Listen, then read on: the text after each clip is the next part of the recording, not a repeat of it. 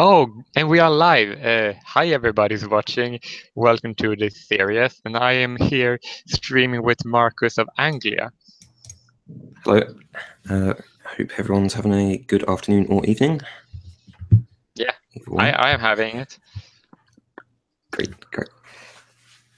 So I have the starting question, or just sort of discussion. Yeah, sure, go ahead. Oh, excuse me. Bit of background noise.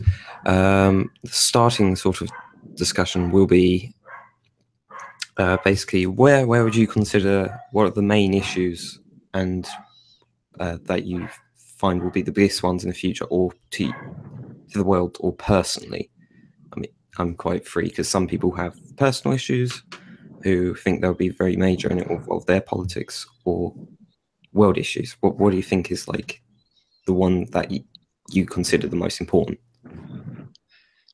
Well, as most people wouldn't admit, but I surely can, is that I prefer to set my rights first and foremost.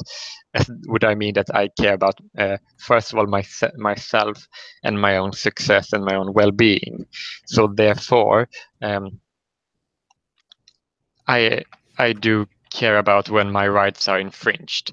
So I believe that people should have the freedom to do whatever they want, as long as they aren't harming anybody, and that the government especially and other forces shouldn't go in and tell you what you cannot think and what you cannot do, as long as it doesn't harm anyone. Yeah, that's I'd agree to that to most circumstances. Yeah, I think that's probably quite a major issue these days. Either the government keeps getting bigger and it extends over places, or there are active groups that are asking for more infringement of rights. Things like surveillance, surveillance and sorts. Yeah, that's one issue. It's not really the issue that I believe it's most important, because I believe that watching what people are doing could be useful in order to quench terrorism, but do see what you're coming at, because that's not really that pleasant if wrong kind of people get into government and say what you can and cannot think. Yes, yeah, it's the things like the laws on like harassment, hate speech, and stuff is quite can be quite restricting onto certain individuals. Obviously, I'm probably never going to come under those parameters in the current day, because I don't have anything that radical or just ridiculous to say. But there is certainly, it feels like it gets tighter, like unnecessarily. It's almost like it's becoming unnecessarily tight. You can tell it's not.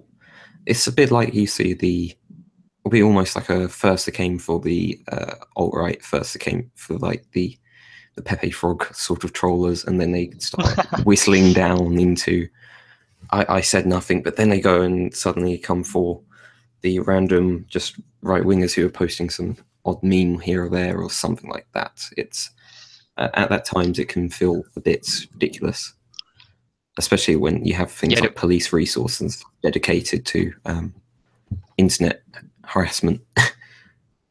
I mean, like, if you are talking about harassment, then we should really be focused about real life harassers.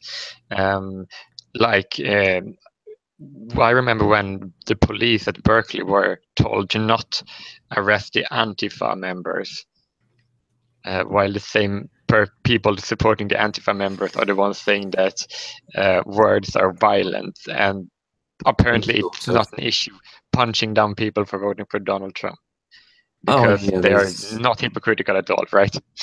Yeah, it's the kind of focus on to.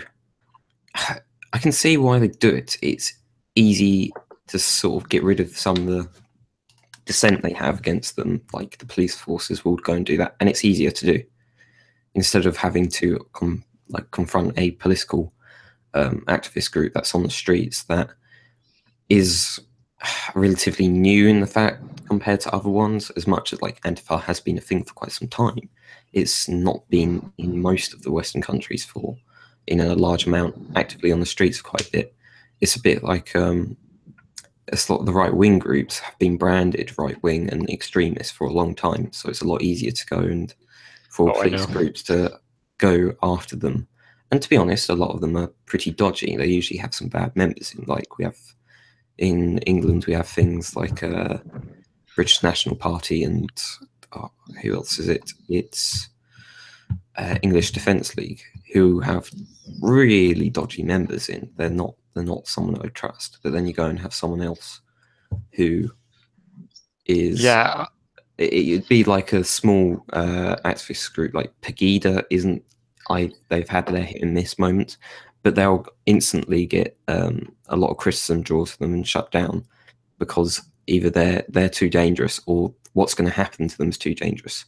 So the police won't even provide like event security because they know the backlash from it is going to be so dangerous. They just call off the event instead. Yeah, because the mob rule of the people is used to quench police forces, which in some cases it's not always that bad, because if you have like an actual corrupted racist police force, like in South Africa, for example, then if those officers, those two corrupt ones, were wouldn't actually going to be effective in security purposes, it's not really going to be much point holding like a rally or something, and if you know you're not going to be defended by the policeman. Yeah, that's right. Because I've actually the dodgy members of these far-right British organizations. I know that that UKIP is very, very strict of getting rid of the extremists. Yeah, there's the issue between the fact that groups like UKIP and even the Conservative Party in general will go and have people like mess up, and they'll make it like a bad joke. It's not like it's racist, but it's not like purposefully meant to demean anyone to like a large extent. It'll be like someone went and said like trying to find a geography term like the N word in a pile of sticks or something like that as a word in Parliament, and she obviously she didn't get banned. She got suspended from Parliament for that, which is actually probably quite good. But I'm sure she probably isn't actually thinking, oh, all black people are really low end or something. You know, they're just really inferior in some sense. It's the fact that a lot of the like UKIP groups will also go and get the left wing groups will nanny them and sort of supervise them. They'll go and notice if anything happens, even if it's like someone goes and pulls a dodgy joke that shouldn't have been said in the first place. They'll demand for their resignation or just expel them from the party, even though they're not party members or anything. So usually these people just get suspended, but they'll draw so much public criticism just to one person that they'll just they'll dictate what the party policy is, even though they could be completely left on the spectrum. Politics, they'll dictate what happens on the right to quite a large extent, especially in the public sense of perception. Yeah, I know that UKIP is more concerned with the members being racist rather than the Labour Party, who has very racist and sexist, by the way, candidates, and they doesn't bend an eyelid. So that's kind of interesting to see that the UKIP have much higher standards. Oh, it is. It's they've mostly eliminated anything like that popping up, and when it pops up, they instantly either expel them from the party or just give them a ban for a month. Or I think sometimes they're more close to a year, actually, to be quite honest. But it's an interesting case. There was a Conservative Party member who was like a priest, and he. What did he do? He blamed things like torrential rain on the gays. So he went and said, "Oh, basically the gays are doing it. That's why flooding happens." And then he joined UKIP. He joined UKIP, and no one had ever really complained about him before.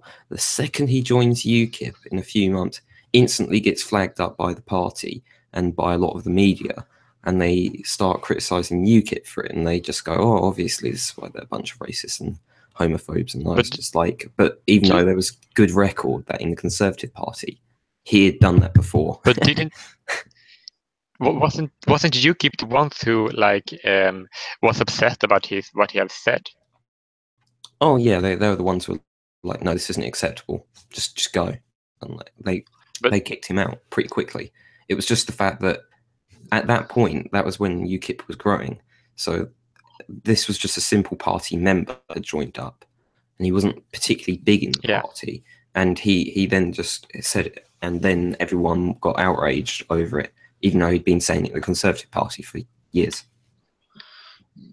Yeah, right. Because they used to say that anybody who doesn't want the EU, and anyone who doesn't want mass immigration, and that It's also the a fact huge amount of it's sort of like an underdog party. It's not always particularly for an issue. It's obviously the reason why they're the underdog party, and they're not like they're external players inside the sort of major politics. I'd say it's not a mainstream party would be the way.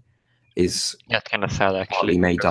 partly made up of their issues. For instance, that's why like immigration in the EU, and they were sort of promoting British culture, and that so a lot more than what like the Conservative Party would. So the Conservative Party would happily go on to them to try and eliminate them for that, but then the Labour Party would do the same, and that's partly because they got a lot of people get instantly outraged over anything.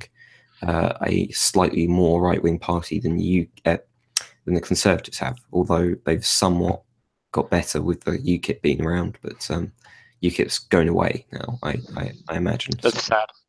But I don't really think they are, because they are dropping up the standards. And as long as Britain is still part of the European Union, and as long as the nations still have any trace of affirmative action, then the UKIP will remain, and they will be needed. Sorry. No. That's fine. I think they should stay around. I just don't think the public's concerned enough to keep them in the poll.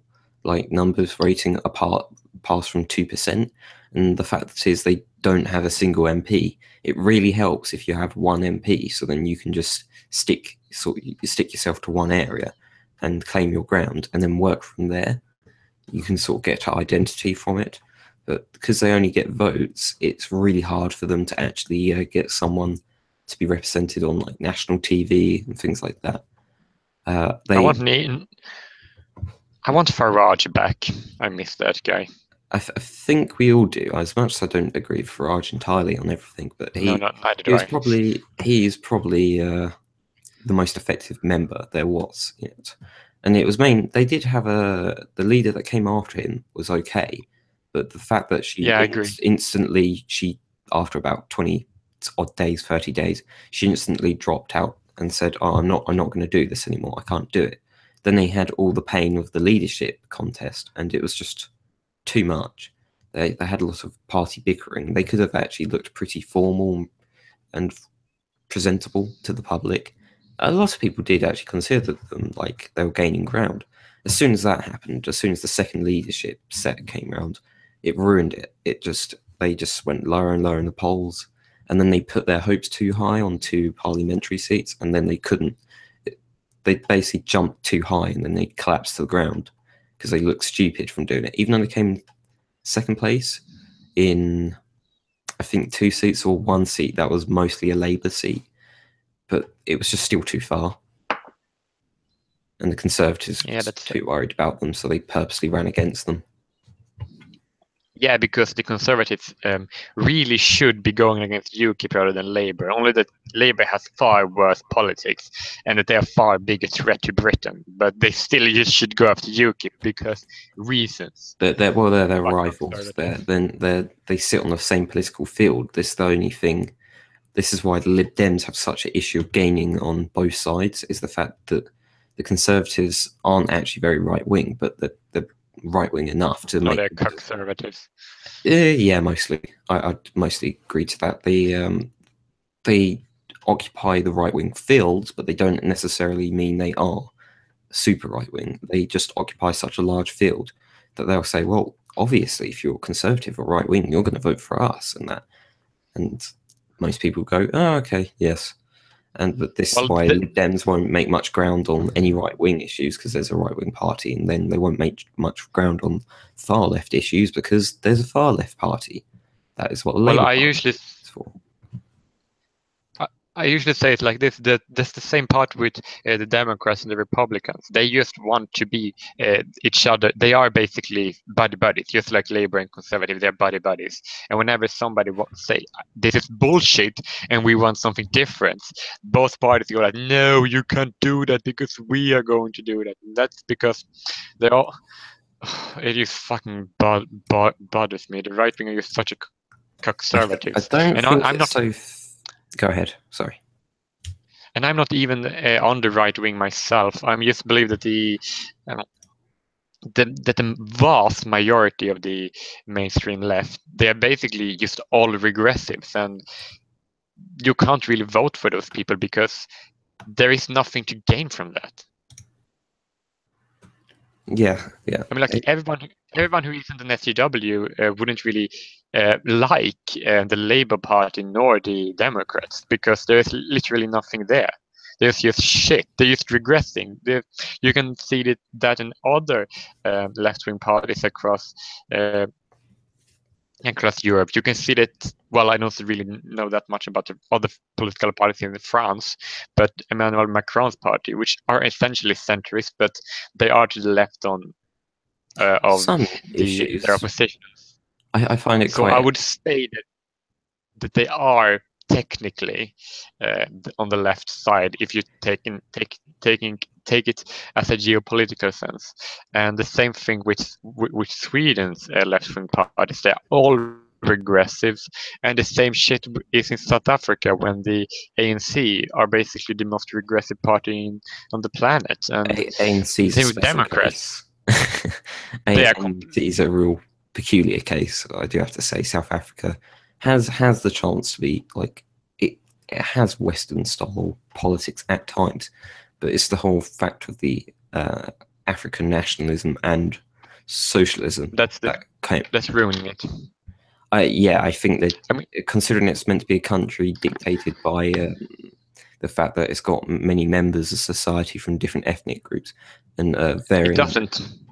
It only the ANC, the ruling party, is essentially everybody who isn't black hate those people, and most black people who have hate those people too. Because if you aren't black, then they want to take away all everything you got. If you're black and rich, they want to give everything you got to poor people who didn't earn it. And this thing they don't. And their affirmative action policy makes the country being run very poorly, so that the poor black people are starving because of it. So there's literally no one voting that actually benefit from that party's rule. They're only in power because so many people are just so uneducated about the majority. If you have like a huge number of uneducated people and you give everybody the right to vote, and some crazy Marxist said we should take the land from the minority groups and give it to the majority group, and then majority group that have barely been to school because the President Zuma have quit school when he was 7 years old. My niece, who is 7, is just as educated as him, and she even lives in Mozambique. She's a child, and she is basically just as being a fucking president that he is, and she's a fucking kid. He's uneducated, and he's a fucking buffoon, and he's a racist too, and a homophobe. I've heard that he is a... And people vote for him just because Marxism sounds good at the fucking surface to people who aren't educated. This is the kind of issue. It's like the lack of education will then go and resort to them voting for someone who's not providing them good education. You would have thought that after about 20 years of this sort of going round in circles, they perhaps would have thought, well, this isn't running very well and it's not very effective. Perhaps it'll take longer. I know that the ANC is slowly losing its majority, but that's true. It's slow. I'd actually much think but it they are faster. The sad part is that many minority groups like the whites and the Asian Indians, some Chinese, many of those people are leaving South Africa because the ANC has a working policy that discriminates against them. So the ANC are literally implementing policies in order to get rid of people who will vote against them. That's how they gain power. It's not, they're not very successful in the fact that I think this is the issue. If if they made good ground on actually diversifying both the economy and trying to help all groups, they would probably actually do a lot better in sort of they'd be popular, but they wouldn't be popular long because their need wouldn't be there anymore. Supposedly, the country of inequality wouldn't need the party that was meant to bring them equality anymore. So they would not then be needed. You'd then have other parties like I can't remember the exact I know names. there are other parties. The I know Democratic something party. I can't remember. the Democrat. There are two other parties that basically Large. have any form of traction within that nation. The Democratic Alliance and I don't know what's Isn't the it name. Yeah, the Freedom Freedom Front Plus. Front? Those are like the right and the center alternatives. But I usually can't place the Democratic Alliance as being on the right because geopolitically they are to the right of the vast majority of the African sort of parties. yeah, exactly. It's The it majority of varies people. from different, like, you can get the whole spectrum, and this is what I find is the issue with describing a lot of parties. You can get the whole spectrum out of going left and right, and then you can put it into Yeah. a country's political spectrum, and may be more just a singular thing of actually, when you compare it to the real world, it's far left and slightly centre right. Like a lot of these groups don't.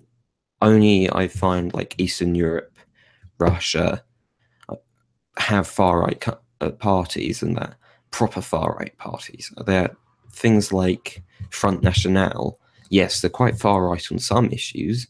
As a whole, they're probably centre right. They've got quite a lot of socialist or very big statist style policies that are very typically I know. French left wing. I know if you look at Marie Le Pen's opinion, I mean, like she really isn't that right wingy, to be quite honest with you. Which was probably actually slightly her problem. That I found that actually quite hilarious on like economic arguments. She used very socialist or just large statist style arguments that weren't very productive. Yeah, Considering Macron was a lot more skilled in that fact, but it just didn't work. that's kind of sad. This I mean, like I was watching. I watched Karen Strogan before stream, and she basically said in another stream that if she lived in France, she would vote for Le Pen. I'm not going to tell you if I live in a territory controlled by France. I might, and if that's the case, then I voted for Le Pen. Let us just say that.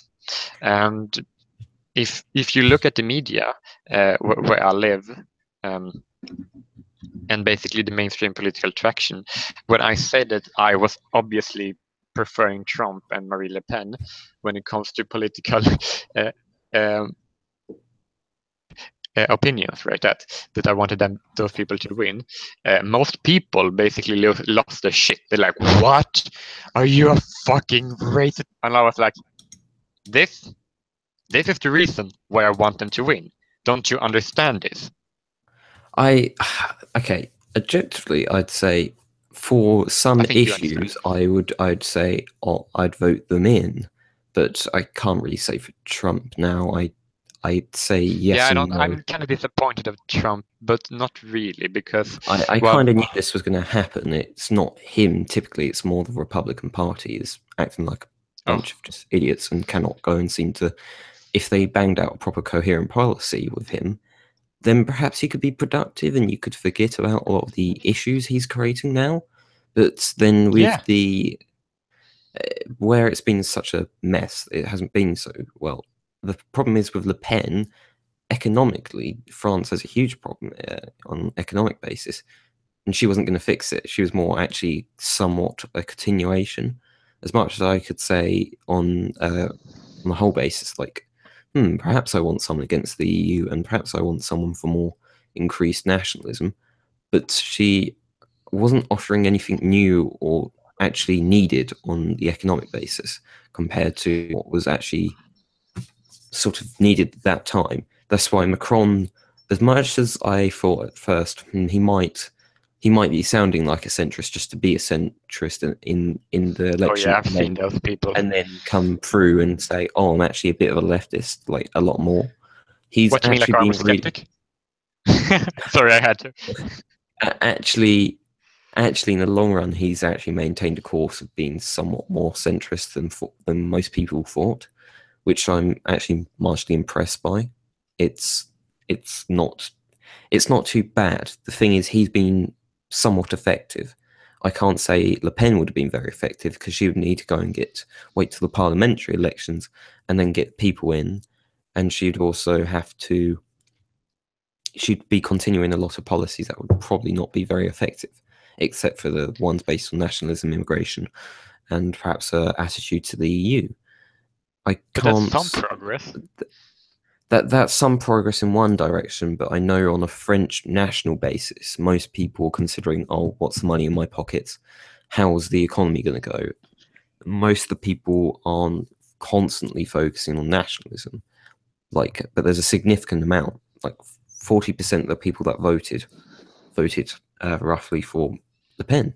So it's really not that insignificant amount. That's not the whole country, though, to be honest. That was quite a low turnout compared to other elections, but that's still a very significant proportion of the country. It was literally the most important country, and I mean, like, the most ironic part is I saw feminists protesting Marine Le Pen's possibility of being the first fucking female president. How fucking hypocritical can someone possibly be? I mean, like, what? Don't you want a female candidate? I just mean, like, when Hillary was running. Hey, she's right wing. She's not a real female candidate. Don't you know? Just like Margaret Thatcher wasn't either. Oh yeah, I've occasionally heard it would be nice to have our first female prime minister. And We've already had that. I look left and right, and before that, you had the Queen who was ruling shit. So you have a female ruler. True, technically. Before you have a prime. I'm just going to let you know we were more progressive in some sense. Guess who had the first Jewish prime minister or leader of a country? Great Britain. Yes, Benjamin Disraeli of I think it was the Conservative Before Israel. Party. That's good. Before even Israel was a thing. It was like just we crossed that one off the list way too quickly. But no, that's quite hilarious considering the fact it was quite a long time until England decided to go and give Jewish people rights and that. Yeah, because have Jewish people a return of blood to Great Britain? Are they? Sorry, what? There is some rights called the return of blood, and if you are descended from a certain ethnic group, then you have the right to return to a country that you are descended from, and many of these countries doesn't have that policy.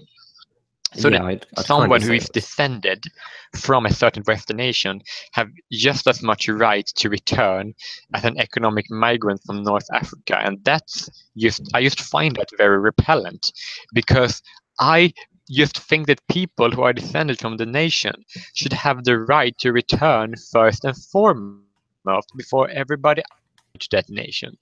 I'm sorry, but that's how it should work. We have something that's called indigenous rights. I mean, like, Native Americans have that right to United States, and they really, really deserve that right. Just like the descendant of the white settlers and the people who was taken from West Africa. Those people should also have a right to return to United States, even if they're born somewhere else. And and all nations should follow this example. The return of blood is something that I consider to be very important. Yeah, considering the basis of nation states and partly to some extent ethno-states, not complete ethno-states. No, but ethnic rights. But yeah, ethnic rights of the indigenous population, I would actually consider is quite, very much, would be quite necessary. So then this is where I find something that's it's not very common in the modern day that should probably be around, is the What The Israel have it. definition, it kind of is. It's the definition of between indigenous citizens and people who are just citizens through what would you call it? Naturalization of them, or so when someone integrates or applies for citizenship, there should be a distinguishment between like not a first and a second class, but just different subgroups of like citizens. I could see this having some issues, but it would also quite neatly define how much of the original population do you have, what would be their cultural rights and stuff like that. Would they be the first culture, or the primary one? It would sort of draw some lines, and then you could also say if they're the ones having to judge who should come into the country through referendum or something like that, which I find is very few countries have that ability to notice that. Only Poland has ever went and said, oh, perhaps we shouldn't go and allow for large importation of foreign population, because technically we are greatly affecting the country we have.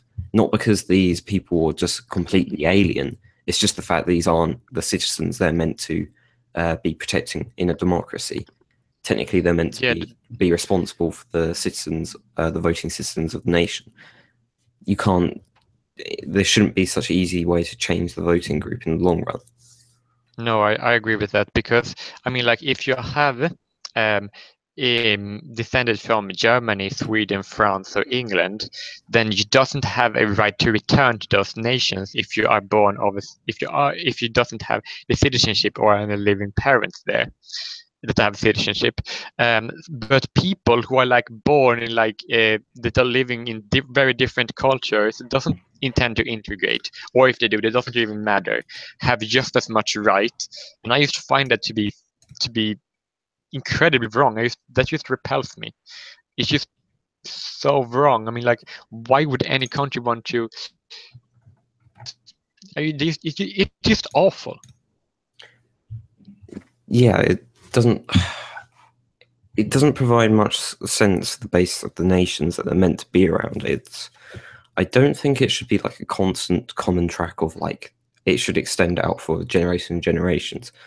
But in order to keep these nations stable in the long run, and to precisely know what the population wants and what is in their interest and who are the population, it probably would be much beneficial if you had things like the blood rights and sort of stuff to follow them and to take interest in where they are and stuff. Then you could at least go, where my citizens truly are, who are they, and that, because there's a lot of people can apply for British passports. Admittedly, it's not as easy as it used to be. There used to be the Commonwealth Act. I don't know how. I don't think that seemed quite the full operation as it used to be, but it used to allow for a lot more people to come into the country, basically, and then easily acquire citizenship. And that's why we have quite a large amount of ex-Commonwealth individuals in my country, but it's understandable to some extent. Like, a lot of these people did work hard, especially just a few years after World War II. A lot of them worked hard.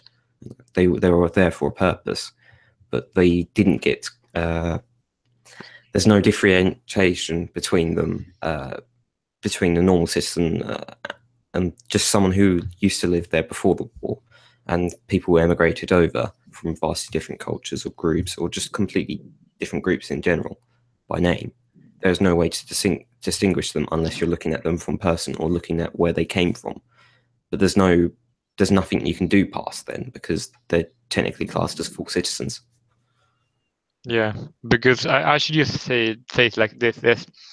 I just believe that the immigration policy of each nation should be that the people who have closest descendant from that nation should be placed first in line, regardless of everything else. If you your grandparents lived in your nation, then you should go first. If you lived in that nation 10 generations ago, then you should be second after that person who just had their grandparents living there.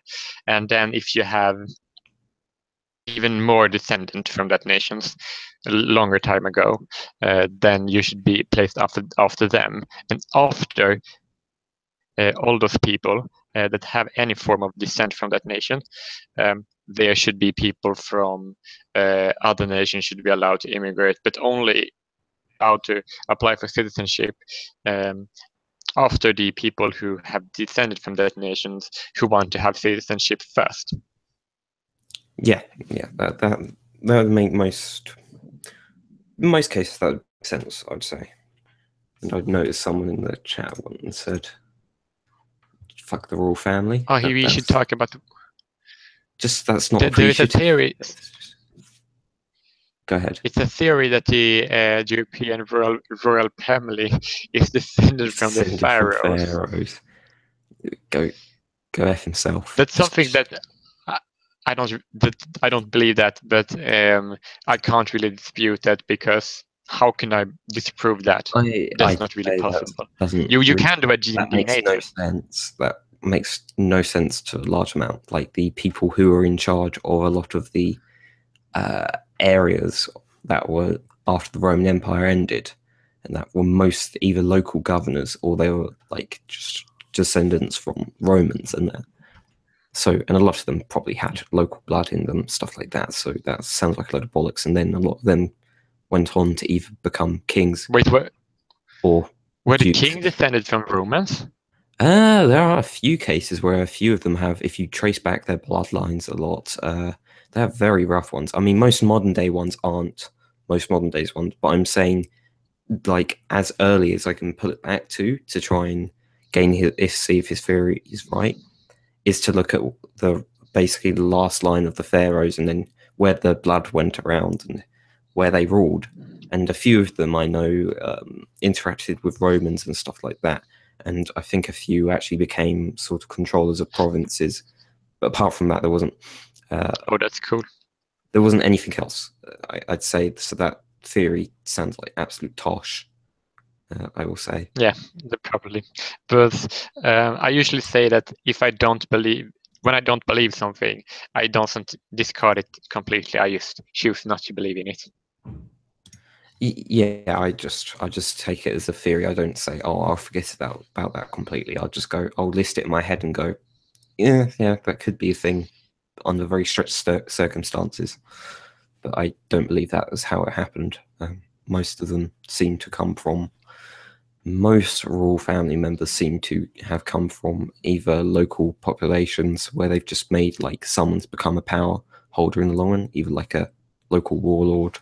And then that grows over time between noble families and estate holders, and then more noble families, and they interact with each other, and it goes on and on and on. They all have religious marriages and stuff like that, and some just have normal royal marriages, and some just have normal marriages, and that I just class as royal, and that's it.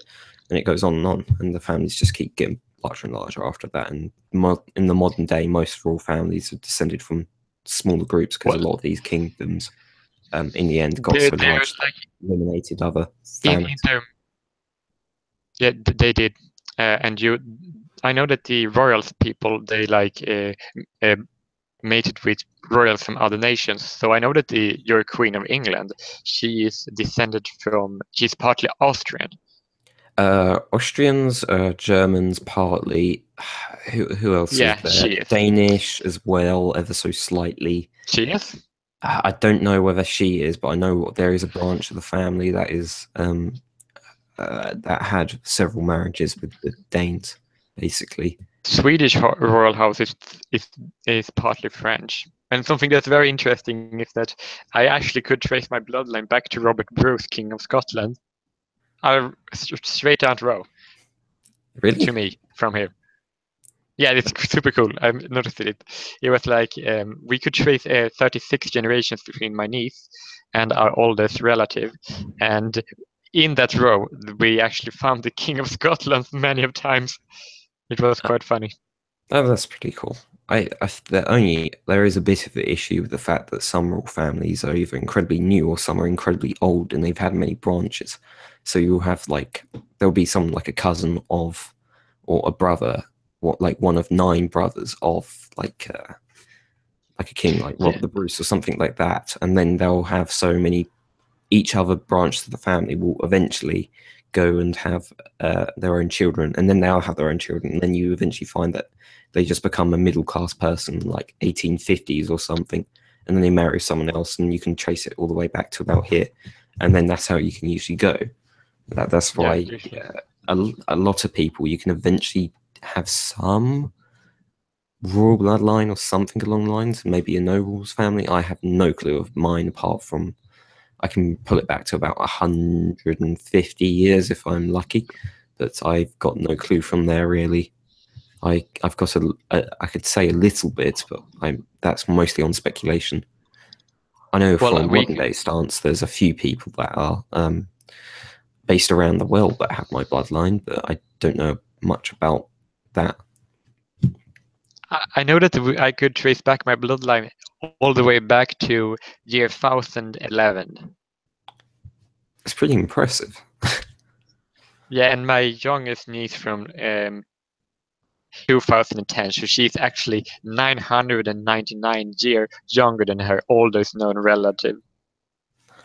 It's almost 1,000 It's a bit years overwhelming at times, isn't it? Just tracing back how much time through history, and then you'd have to take interest of just what the family's been during all that time. Like it's incredibly interesting if you just look at your own family and see if someone was like a smithy or someone worked in a certain line of business, and then you can sort of get an idea of what the countries were like back then, and partly how the socio-economic stances of them have changed, and then just general society have changed.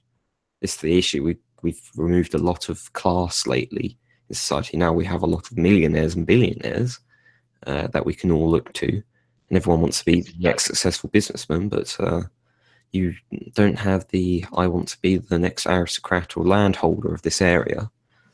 You know, it's very odd in comparison to back then. Shouldn't we sort of like it is quite interesting information, because I really care about the indigenous rights of people, and that's one of my important issues that I usually believe it's very important. I just believe that my own rights and it's more important than that. So that this is what I'm focusing on.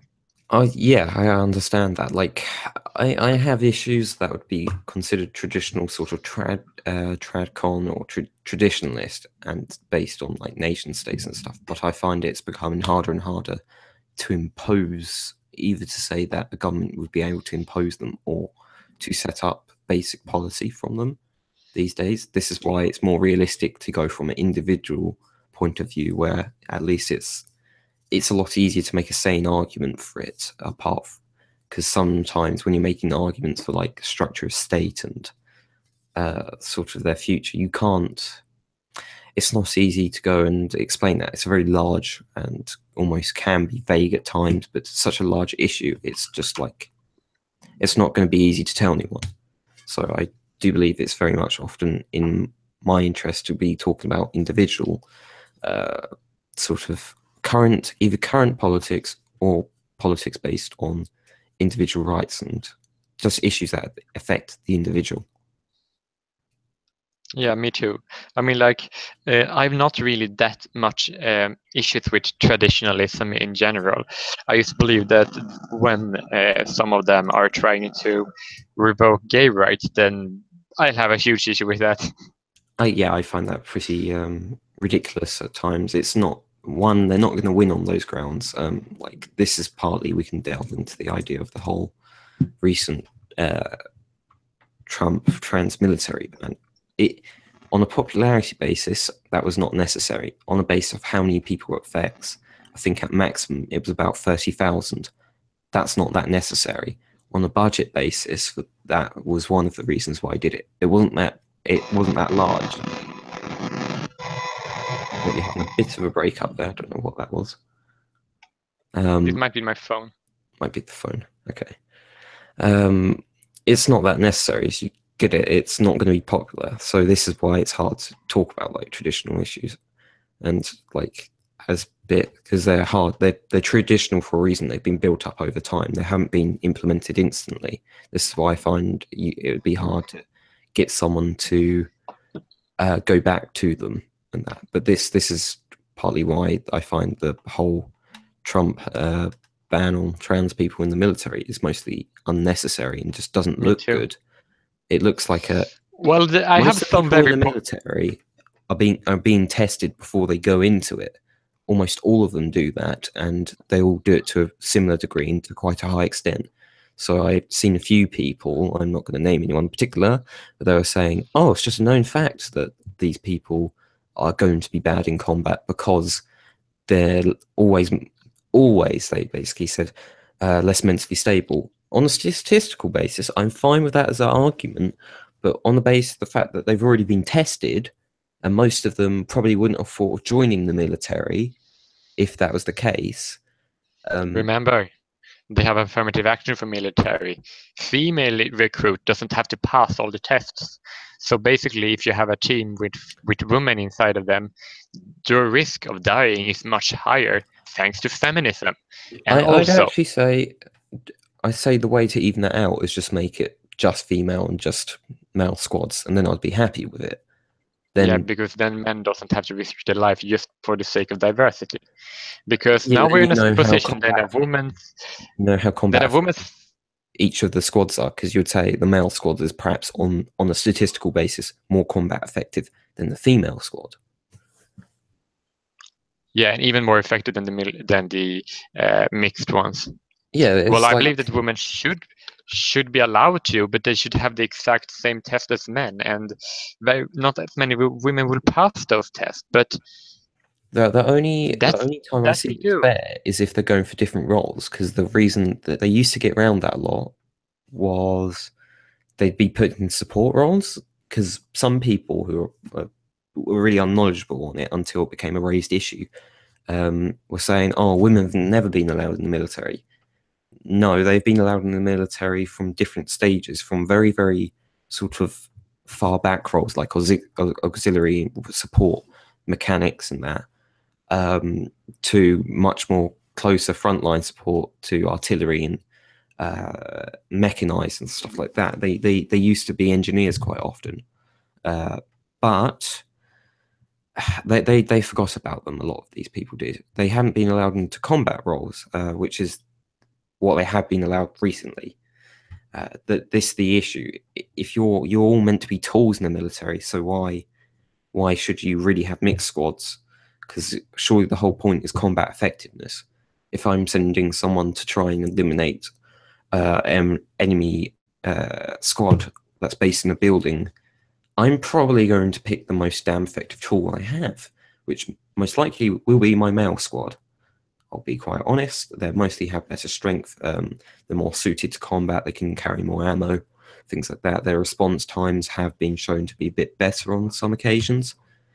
That's why it's like, in logic, there should be no affirmative action or purposeful equalization, because it won't be real. It's not real. That's not the point of the military. The point of the military, you're in the military to be effective in a combat position or in whatever role you're designated to go into.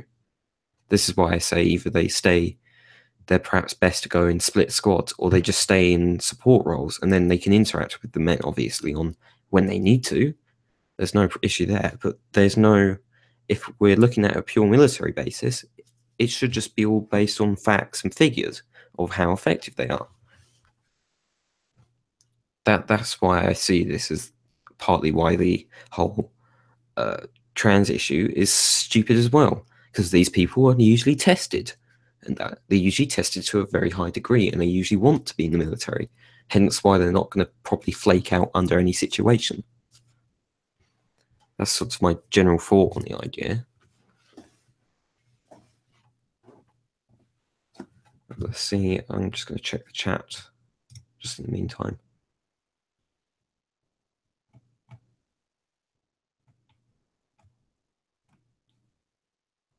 Seems like he's doing something, so let's see what you've got to say.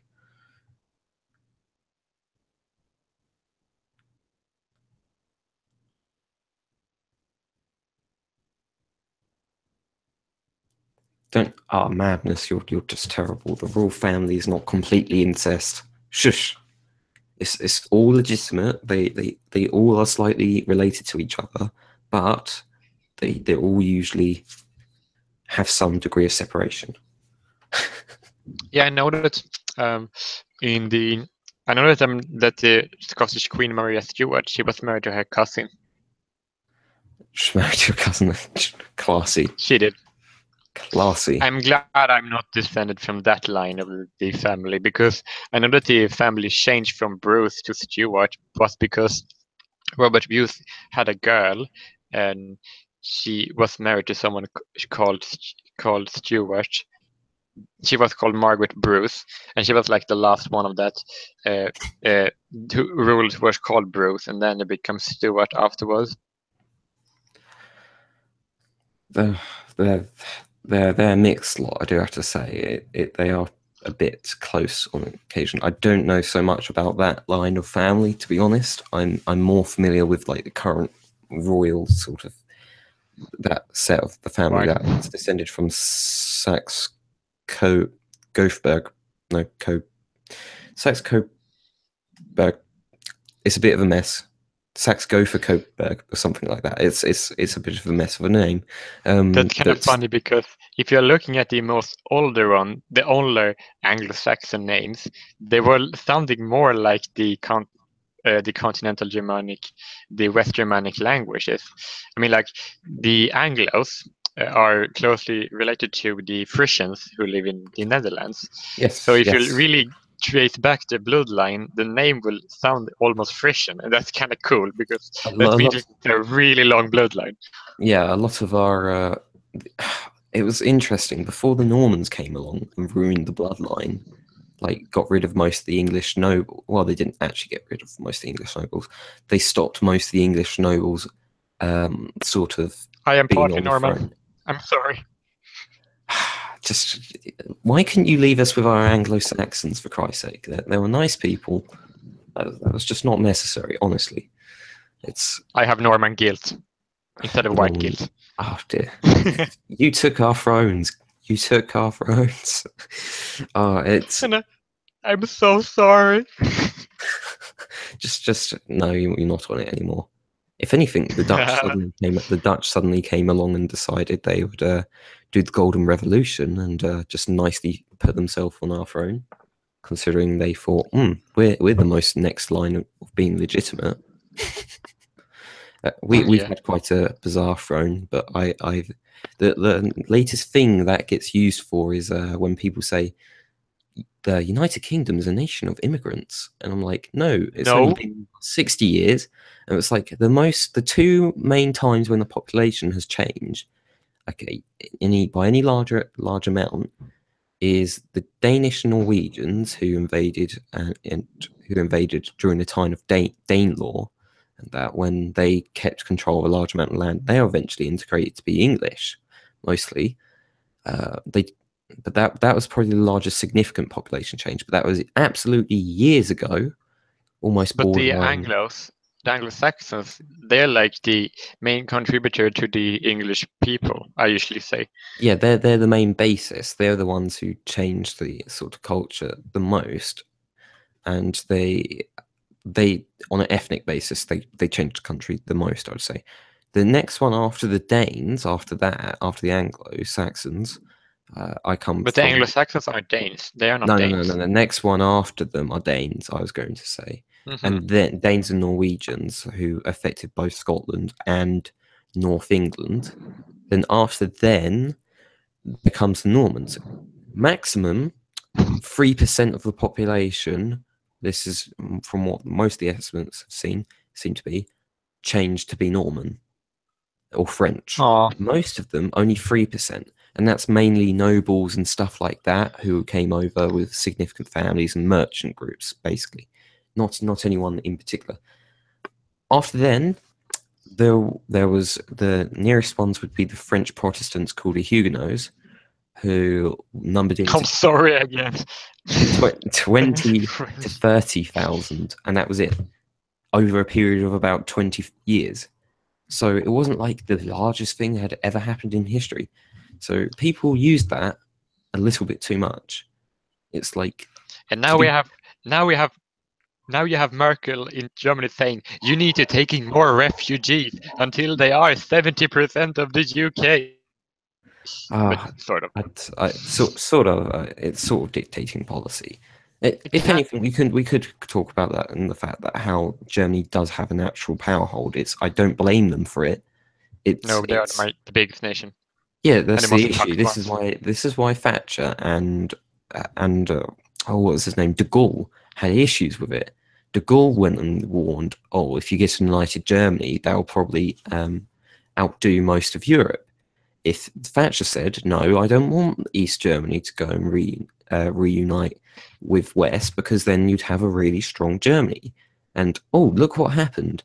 Whether Germany, who's naturally, this is the point, it's not with intent. It's naturally stronger economically and politically than anyone around it. They aren't in military, obviously, but they're starting to assume the position where they're going to build up military to be cored around them. This is like the Dutch. Is it the mechanized, or it's the Dutch tank? But you do know that armed divisions are now integrated into the German army. You do know that the English issues with the Dutch, they got their revenge at the Dutch. You want to know how that played out? Go on, how? I think I might know. They subjugated the Boer colonies in South Africa and oppressed the Afrikaner descendant of Dutch people. Yes. Well, because the Anglo-African people, which are Africans of English background, they took over that land and oppressed we administered that area, and then the Dutch settlers who became the Afrikaans went on and tried to move away from our oppressive laws and stuff. And then we eventually got into 2 wars with them. Yeah, the Boer Wars. Yeah, they weren't nice, I do admit. I'm not like a full British Empire apologist, but I admit it when they are definitely wrong, and those ones were like, you know what? How are we going to deal with a civilian population who hates us? Let's put them into camps, and then let's put them into camps where we provide them with barely any water or food, and they have. Did they do that to the Afrikaner people? Yes, they did. That's the issue. They did it. That kind of explain why the Afrikaners were so okay with apartheid, because then they're like, okay, you people are more like us, so you can be uplifted to our level, and we can still be oppressive to the dark-skinned majority. And they're like, oh, sure, gladly, anything. Yeah, that's when they became independent. Then they were able to be accepted, but that was because they were kind of more or less needed at that time to be in government. So then they had more people who could obviously govern the country.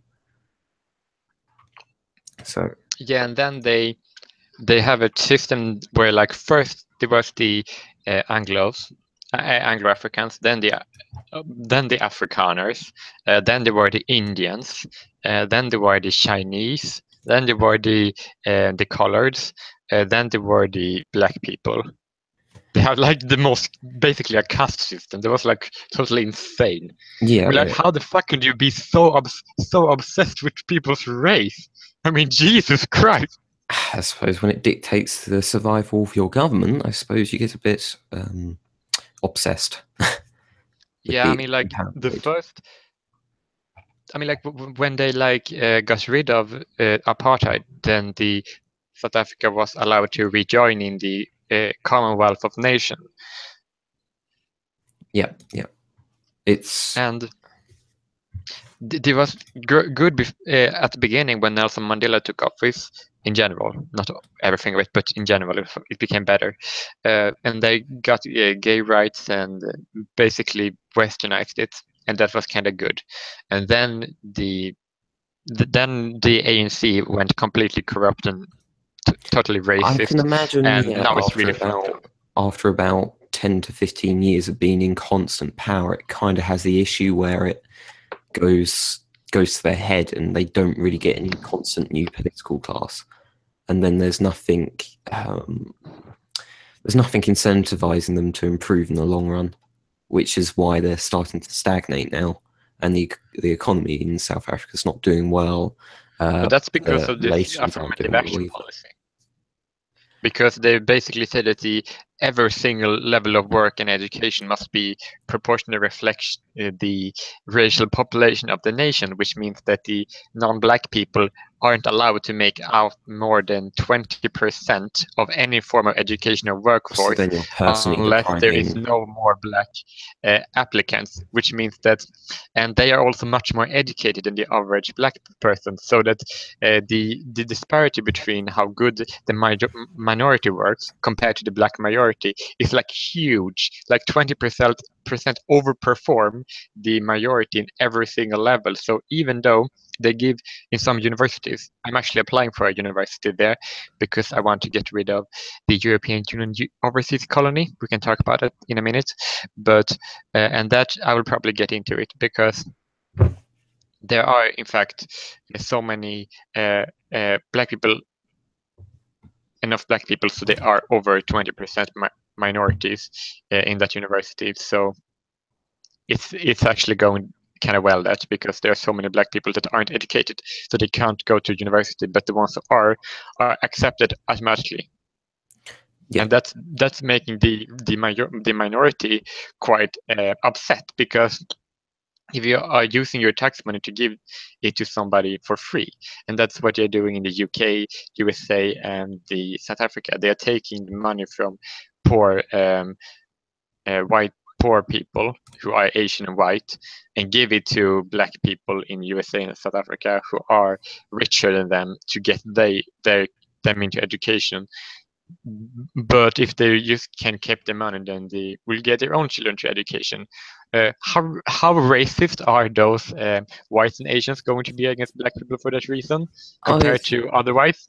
it's ridiculous Yeah, considering it's meant to be the you rainbow. see that you kind of creating a problem there. Yeah, in I the am long going run, creating more division. It wouldn't be so bad if they were actually providing a lot of economic stimulus and were actually running the country well. So eventually, like I said, they would bring up a lot of the poorer groups and especially the black groups that do need help. You could use social programs in But a it way doesn't that would talk be, about. but they don't. That's I the mean, like the problem. social. You know what I believe is good is that we remove the social government foundation for social programs by stealing money from poor people and give it to rich people, and let people have their own programs privately so that they can choose to help whoever they want. If I, for example, wanted to have a foundation to get, for example, Scottish into university, then it will be better if I could do that. If I had money, I would do that, and if people who want to do that could do, and that all the Well, like localized taxation, forms of government spending would be government. cut, so that people could do what they wanted with their money and send who they wanted to university instead of the government saying what they should do with their money. And I As believe that the government shouldn't say that. That's wrong, in my opinion. it's not providing an effective basis, so it's perfectly like understandable. I'd say that it's not dictating from a very over the top point of view, trying to get everyone to do what you want and just ramming it through and hoping it works. It doesn't actually work that well. Funny enough, this Yeah, is no, why it's in a lot horrible. of like South African communities, if they particularly fair enough, if perhaps maybe they tax some regions more and used it to redistribute wealth to go into more like social programs to maybe improve state infrastructure for the poorer communities and stuff like that, and drive the I local don't really. economies in the local I don't think. economies, and then they didn't force people into jobs. They didn't mandate certain people into jobs. They just used local labor force and got people, if they needed more intelligent people from other areas, fine, we could take them.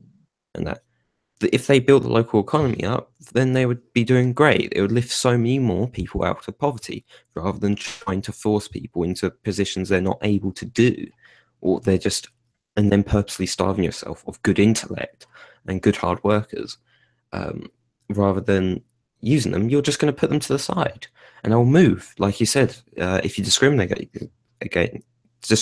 against them, they'll move out the country or the region they're working in. Then you'll get less economic growth. Their lives never get better. And then you just purposely I get people mean, to hate each other because they're being discriminated against individually. And still, a lot of the original African people will not get an improved life. and the Afrikaans will go, well, they're perhaps it's not progress. This is not.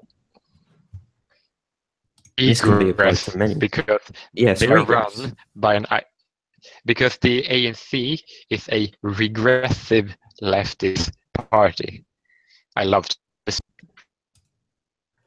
It's probably overall you can say that quite easily. I mean, from what I've seen from them, they drive up quite a lot of social hate, and they're quite happy to work with the Economic Freedom Front to stir up social and racial hate.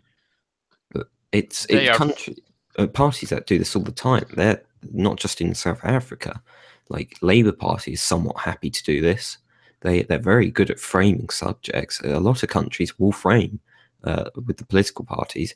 They're purposely anti-productive to the local population, to their own needs, so they get voted back in again, or they're just oblivious. They have different wants and needs. Some of them won't even admit their own issues. I mean, I can say a lot about the Labour Party from the Blair era.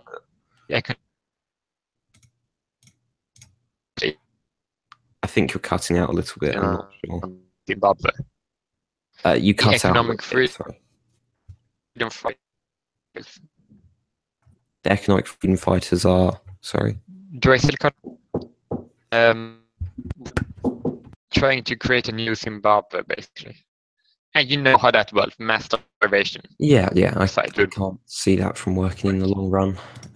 It's just, I mean, under the most sophisticated groups, they're probably going to damage the economy no matter what.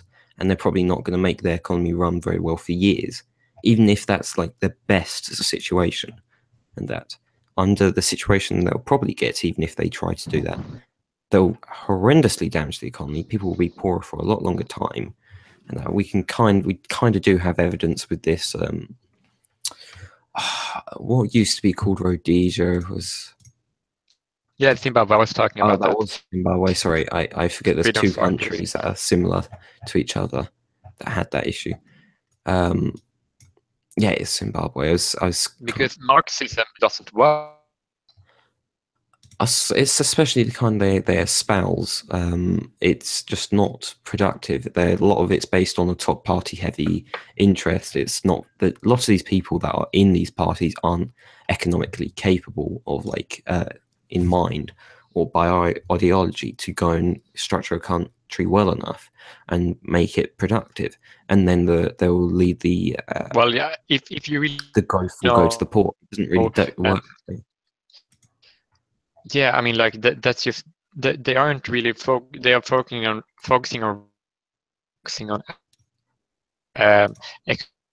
because the welfare program in South Africa are just wiring to help the poor black people and not the poor minorities. So that's why I believe that should be taken out of the government system altogether, so that the people can help whoever they want to help with their own money, instead of letting the corrupt government do that. Yeah, that is peculiar. Why this? It's like we've heard this before. It's like, why just choose poor blacks? You could choose poor everyone, and you would still help poor blacks. You know, you could just go. People could go from there instead of getting one particular group and trying to work on them. And this is the issue, that they're not even doing that. Then that hardly helps a lot of the situation for poor black people in a lot of areas of South Africa. I know the economy's been stagnant in so many areas. It's ridiculous. There is the leader of the Democratic Alliance. He's called Mmusi Maimane. He's saying that we must know that change is possible, but we can only achieve change outside of the ANC. Yes, I imagine so. I think the ANC party, Democratic Party in US, what they could have done, and the only thing they can do this good is to go away. I'm going to do a video about talking about how the Democratic Party should go away. You'll see it when it's up. Yeah. I'm just going to let you know I probably have about 20 minutes left, and then I need to get going somewhere. But have you got any other things that you think there'll be sort of countries of interests or political groups of interest? Do you think there are major along the lines? I kind of, like I said, I'm a bit of a traditionalist to some extent, traditional sort of conservative, but I'm very happy with like most liberal freedom issues, like actual liberal, not liberalising the sort of American style progressive liberal that's floating around these days. I've actually mentioned to a few people, probably more naturally left wing, who went and suddenly went. What I said liberal to them, and they turned and looked at me when I said Margaret Thatcher and Ronald Reagan tried to liberalise the economies to some extent. I think I actually said it about Thatcher, and this guy looked at me sideways. It was just went, what do you mean liberal? How could you say liberal? And I said, old English liberal, not you're not your kind of liberal, because they think of like closer to socialist and progressive policies. Categorize you as a few. You're cutting out a little bit. Sorry. These days. I didn't hear that. You cut out a little. It's in the chat. You know what fusion? I think it's still cutting out, unfortunately. This is a shame.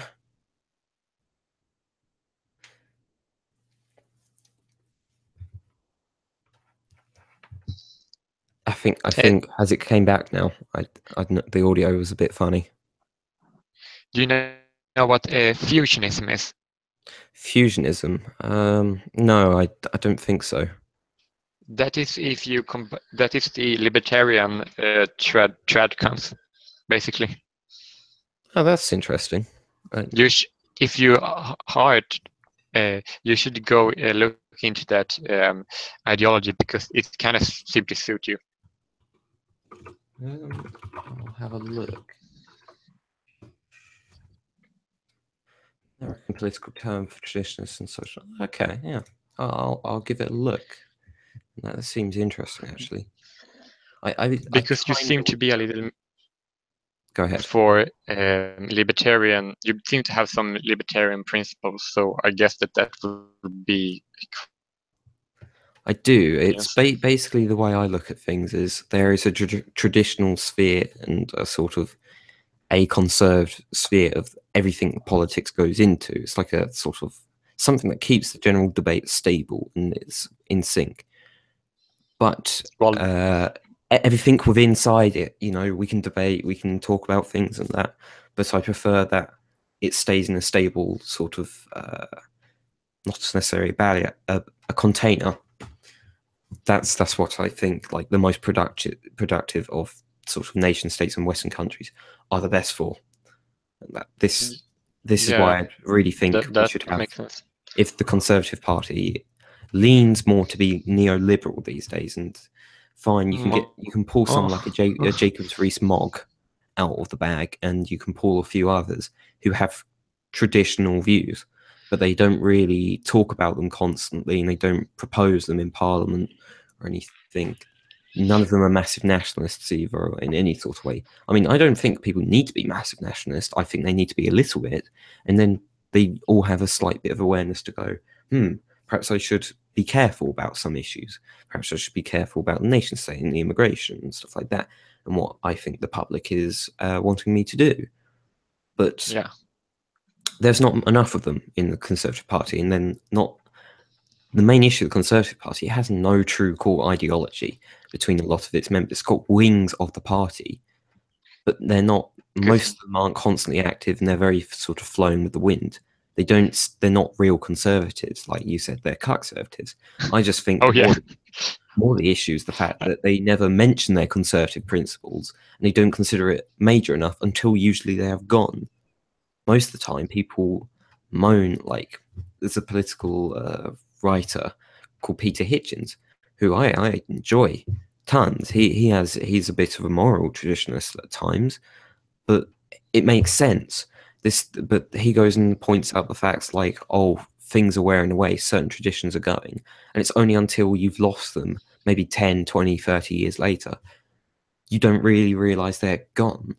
And then when they're gone, you can't really bring them back because they're traditions. Traditions take time to make. Most traditions don't get replaced. You have to get something to stir the public up to do it. And this is why I sort of think I know a lot that of the governments are degrading in the fact that they're losing certain traditions.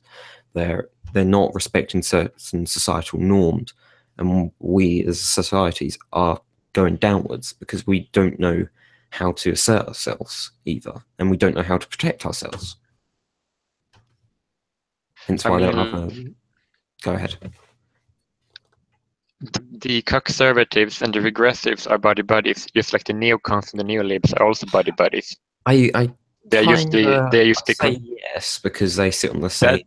They sit on the same battlefield that they get to fight on, and then no one ever pulls them off the pitch because they get to fight each other, and they're both as bad as each other.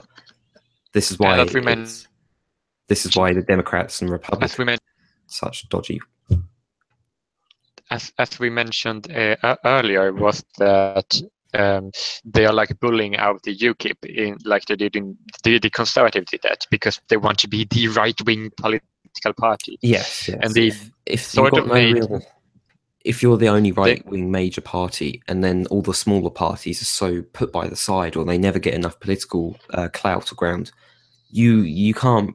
It's hard to be criticised. Then you just get to fight against the left-wing party because you'd be the only tool anyone has to go and vote for. You'd be the only party that's opposite to the left-wing party.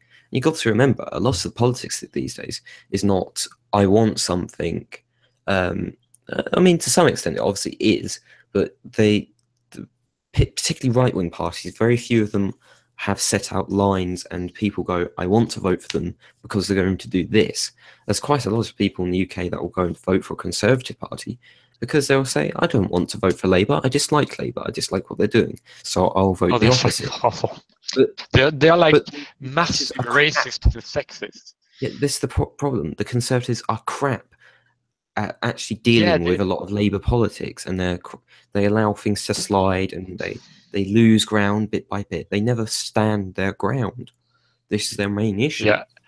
This is why national populists will probably be the next thing that take over Conservatives in the long run, or they'll just be neolibs and libertarians in the long run, because the political spectrum is moving closer to the left more and more. These people, like I say, the Conservative Party are closer to neolibs at times. Yeah. And neocons. But that's what they are. Something I was kind of glad that why I wanted Trump to take office in the United States was because Trumpists and the ideology that are like building up around him, I usually call them MAGA hat, the Trumpists. I call them that. I have one in the chat. Yes, I was going to say I see a MAGA hat wearer in the chat. It's just a carrot. I mean, like I know a girl in school. She's like a huge Trumpist, and if we and another guy, he's like a socialist sort of, and we were like so happy about the Trump victory. I find it hilarious. Quiet about because there was a guy at school. You know what he did? He just went completely rude and called a guy a mean name for wearing a MAGA hat to school. And when a guy saw my video. Have you seen my video I did on the French election? I watched a bit of it, but I've probably had to cut it off because I usually have a lot to watch. And another guy who watched that and called me racist because I didn't want people. I didn't because I supported Le Pen, and those people, they were both social justice warriors. We have a social justice warrior.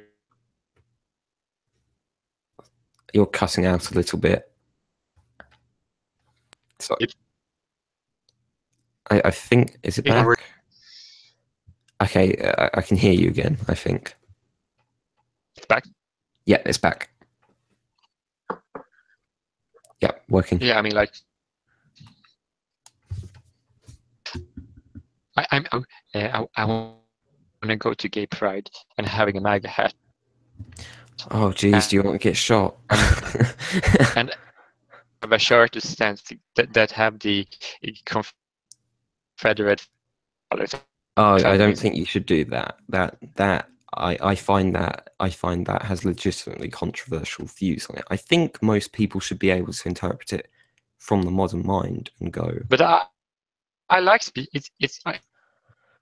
It Okay, reminds me of if you watch my theories on StarCraft before I started to talk about politics. I really love that part of my channel. Everybody StarCraft, and they are inspiration from the from I don't know from the Confederate. The issue I have with it is not so much the fact that I can't understand where the flag comes from, because I can say, okay, it's something to do with Southern pride, and it's not necessarily racism. You know, you could actually, a lot of people could naturalize that and just say, oh, it's a Southern flag. We'll forget the past. We'll forget what it somewhat used to represent. You know, we'll forget about the slave trade and that, and the horrible racial tones to it. But you can move past from that and then just use it as a natural Southern flag. Now, I can see that, but there's a lot of people that interpret it, and especially recently have been whipped up into like anger over it and purposely sort of meant, no, that this is what it is, they've been told. And they've go, well, it's to do with slavery, end of. They want it gone. I think that's a shame, kind of, because there's a lot of flags that had a lot of things to do with slavery or past genocides, but we don't necessarily pull them all down, so we need to reinvent ourselves over it. I think it's destructive to that, and it forgets a history and a culture to that area and thing where people have improved. These people have legitimately stopped slavery for you, yet you want to just pull down something they remember it by. It's exactly like the Confederate statues. Like, this is a part of their past. You shouldn't just put it down. Otherwise, you may forget history as well, and you pull something down that is to do with them heavily. Putting down history kind of reminds me of a certain Austrian man to erase the history of a certain Levantine group of people that were living across Europe, and the man who wants to destroy the called Adolf Levantine ethnicity was the youth. Just like the regressive are trying to destroy the remnants of European culture in many parts of the Western world. I think it is. It's like this destroy. It's because they have no value to it. They have no value to it. It is something about like the sort of postmodernism and sort of Marxist feelings. It's just like, what's the point of this? You know, people just go, oh, what is the point of this? Like, something that's meant to be part of imperialism. They only see the negative. They never see. Perhaps it actually held a cultural significance. It had a historical significance. It was a struggle that a country went through. As much as that struggle may involve committing violence and stuff, it has a meaning. It didn't. You shouldn't just forget about it. And they all pull it down, and then they all pull it down for so many of the things. People forget their past, but then people cling on to other things to replace their past. This is why you had things like National Socialism, which comes into effect. And because their past gets pulled down, they'll reinvent the future, or their current actions will then be based off of a false past they make up, or they will make the history they want. They will make the Reich they wanted, because that is what they are. They say we don't. World War I didn't happen because of X, Y, and Z. It was actually the Juden and that who did this to us. It was a stab in the back by other people. We, in fact, sort of won World War I, they'll say, and then they'll move on, and then they'll go and say, well, we're the rulers of the world, and we're the ultimate master race, and then they'll make that. Hence why they invade other countries and purposely discriminated against many, many ethnic groups. To do that, they reinforce their own history they had made up. And this is why it will happen again with like class struggles and stuff. Like the Soviets did this for class struggles. I can't remember who it was exactly, but someone they'll redefine their own history. For instance, in Romania, they went and said the king who usurped the fascist government. They went and said he's a class hero, even though he was a king. You know, they go and reinvent it to when it suits them, and this can happen from the smallest to largest things. That sounds like when all the regressive social justice warriors are ignoring the Arab slave trade and the Ottoman Empire in the history, because that kind of debunks the entire white people were the oppressors in the past. Yeah, because if you talk about the Arab slave trade and the Ottoman Empire, what they did is, in my opinion, way worse than what most European empires ever did. This is what I'll say. The European empires did it more, but the length of time and how it was done by the Arabian groups was equally as bad at the very least. I don't think as a whole, as on a pure numbers basis, Europeans did it much more. But but Arabians and partly Indians as well, and the Arabians did this to Indians as well, did this just almost as bad, into the fact that they happily went and castrated people and stuff like that, tortured people, marked them up. To some extent, yeah, I have heard they still do that to some extent. Yeah, and that's what's called actual oppression of black people. But apparently, their life doesn't really matter according to the modern leftist, apparently, because criticizing Islam, because they're using Islam in order to justify violence against Indians and Africans. You can actually use the Quran in that justification. I mean, like, I would not really like to swipe all Muslims, because most Muslims I know are very secular and say that according to their interpretation, killing a non-Muslim, and therefore they never do that, and they condemn every terrorist attack ever happening. But that doesn't really exclude that people are using that religion to justify castration of Indians and black people. I don't know if Indians are still castrated, but black people are. Because if you look at the Quran, then they say that the black people are sort of the cursed children of Ham, who was sort of a betrayer, and if polytheism is punishable by death, so, and Hindus are polytheists, so yeah, there you have it. Yeah, polytheists don't go down well. I'm just going to be 1 second. Sorry. Oh, that's fine. Yeah, so I can read what the chat are talking about. They are talking that Muhammad was a slave owner and he treated his slaves the worst. And that he was racist and, yeah, against black people. But I believe that that people back in the day was rather racist than we are now. So I can't sort of excuse what people did back then, but I cannot excuse what people do today. So Muhammad, yeah, whatever. I don't really like what he did at all. But the Saudi Arabians, fuck those people, fuck their government, and fuck Hillary Clinton. They supported. Yes, I can kind of say that the modern day standards need to be applied across all countries, and everyone can do a bit of historical revisionism or need to do a bit of historical analysis and go, oh, that's why it happened then. It's a bit like the Crusades is the most pointless argument I've ever heard. It's like, oh my god, it was like 900 years ago. It was 900 years ago, and everyone flipping crusaded each other back then, for Christ's sake. We had a crusade against our own Christians. What about the fucking Ottoman Empire who happened after that?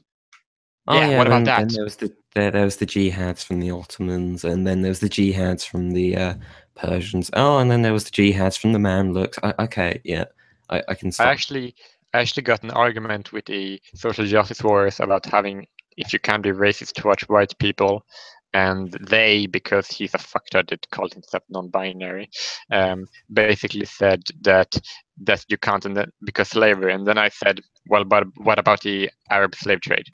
And then he said, I don't believe that happened, and walked away and didn't talk to me about that anymore. Just He doesn't know about history. Don't suit your argument. You deny facts. That's what you damn do. Oh, they do it all the time. I mean, like, if you are regressive, you have to deny fact because your arguments are so weak that they collapse under their own merits. To borrow a quote from Griffiths here. Sorry, I didn't hear that very last bit. To borrow a quote from Griffiths. Okay. Yeah, I think I've heard that one. It's just so. I used her video in order to turn my mother against modern feminism. Those are kind of good. I don't tend to show anything political to family and friends too much. They're pretty sick of it already because I'm slightly involved in looking into politics a bit more. I might be going into university and hopefully study that a bit more. But it's just no. I do occasionally feel like it could be useful to show people some videos that I see, but it's. I mean, like, but my mother is basically a Christina Hoff-Summers type of feminist, if you were to say. Actually realistic in their approach. It's the problem. Yeah, and like the second wave older women. There's a lot of topics that I can talk to people about, and they'll say they'll defend it. It'll be like LGBT rights, or it'll be feminism, and they'll instantly get hostile when you start criticizing it. Then you try and lay it out to them that they need to live in reality, and these are just statistics, or this is how it's been for a long time, and there's evidence to show it. They'll start getting their head around it, but it just takes too damn long to do it sometimes. It's like I can sometimes only get into the nitty gritty of like a debate after about, I don't know, half an hour or something of talking to someone or discussion. I don't necessarily have to debate someone. I'd like to make that primarily clear. There's no point in debating people when you can just discuss things, and that. Oh, come on, Debating is when so you've legitimately different ideas and you purposely want to try and best the other. If you're just trying to discover, which I find this happens too often in the skeptic community arguments. Please stop calling it a fucking community. Oh, my community. Too often, basically, everybody hates to call themselves a community. If you ask Jeff Holiday, that girl, on Naked Day, they say, "No, I don't. I don't like the community." They usually say that that's more of a genre. I think that's better. But they're a group of individuals that interact with each other and often have to. It's like, oh, we're going to debate each other, and it's like, no. If you're just trying to find out what's best for something, you can have a reasonable discussion. I usually say it like this: having a community, a shared opposition.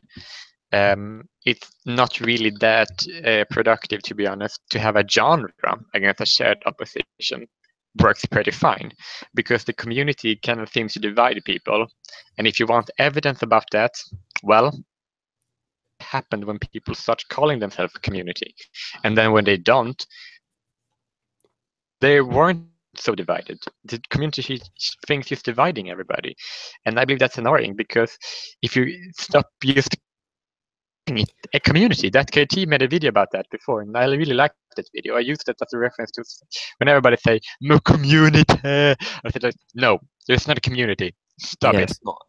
I don't think it's real. I just think it's a group of individuals that talk to each other on a occasion, or like to go and talk to each other, but they aren't a collective that constantly represents each other. That's why I wouldn't quite stretch them out to the use of community, because they're not. I know, but... And as soon as you start doing that, then they go, oh, we will hold each other to account for X, Y, Z opinions. And then they start to become purity testers. They start going, oh, well, you said this, you said that, that's not okay. I'm going to call you out on it. And then it's just like, some people can just speak about it. Like, there's been times where Kraut T has just spoken about things, but there's been other times where he has to do a call-out style thing, and it's just not productive. He could just there's so many other people who will happily go and just start debating things with each other in a civil way, or just discussing, and it's better. And then you get other people who seem to have to do my call out videos and my community drama videos, and there they go. So they just go over the top. It's just unnecessary.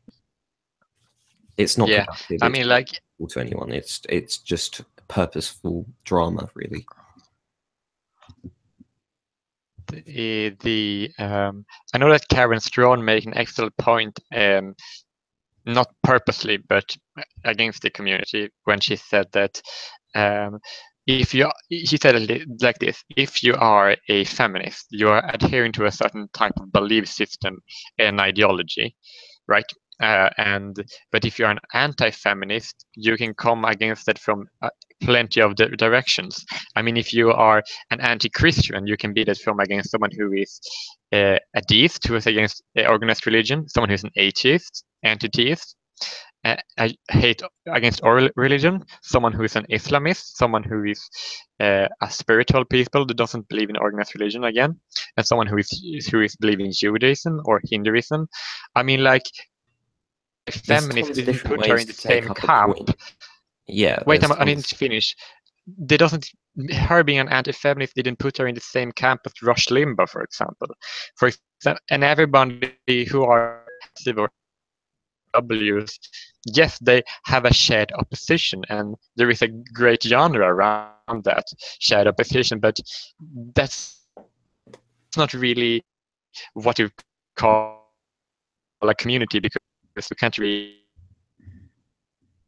have a shared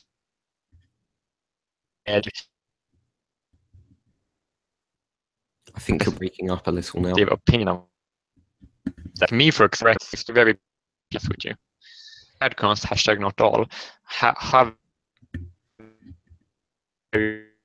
anti-gay sentiments and homophobia and things that are held by social justice warriors could also be held about anti-social justice warriors can also have those opinions.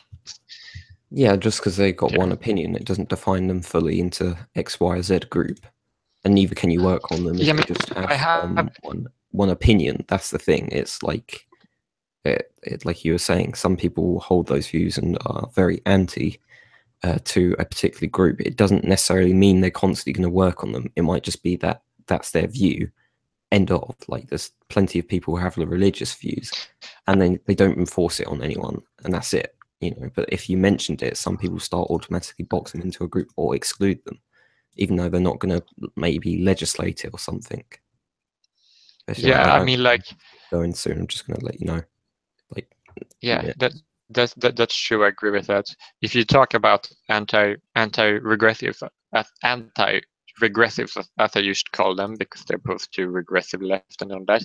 If you take, for example, Little Miss Anonymous and T.J. Kirk, they're anti-teeth, they're against religion. And if you talk about Roman Millennial or Patty Politics, they're Christian. So you can still be against the same thing, but really be on opposite edge of another thing. Yeah. I guess we should start wrapping it up, considering I've got to get going. But... Oh yeah, but I can go back to what we're talking about. Why I'm going to. Sorry, you're breaking up a little bit. European Unions. The feminists and some of the groups in Europe are trying to gay parents, and they have been successful in certain nations. Sorry, you're still breaking up. I can't really hear. Yeah, I believe that's the kind of do.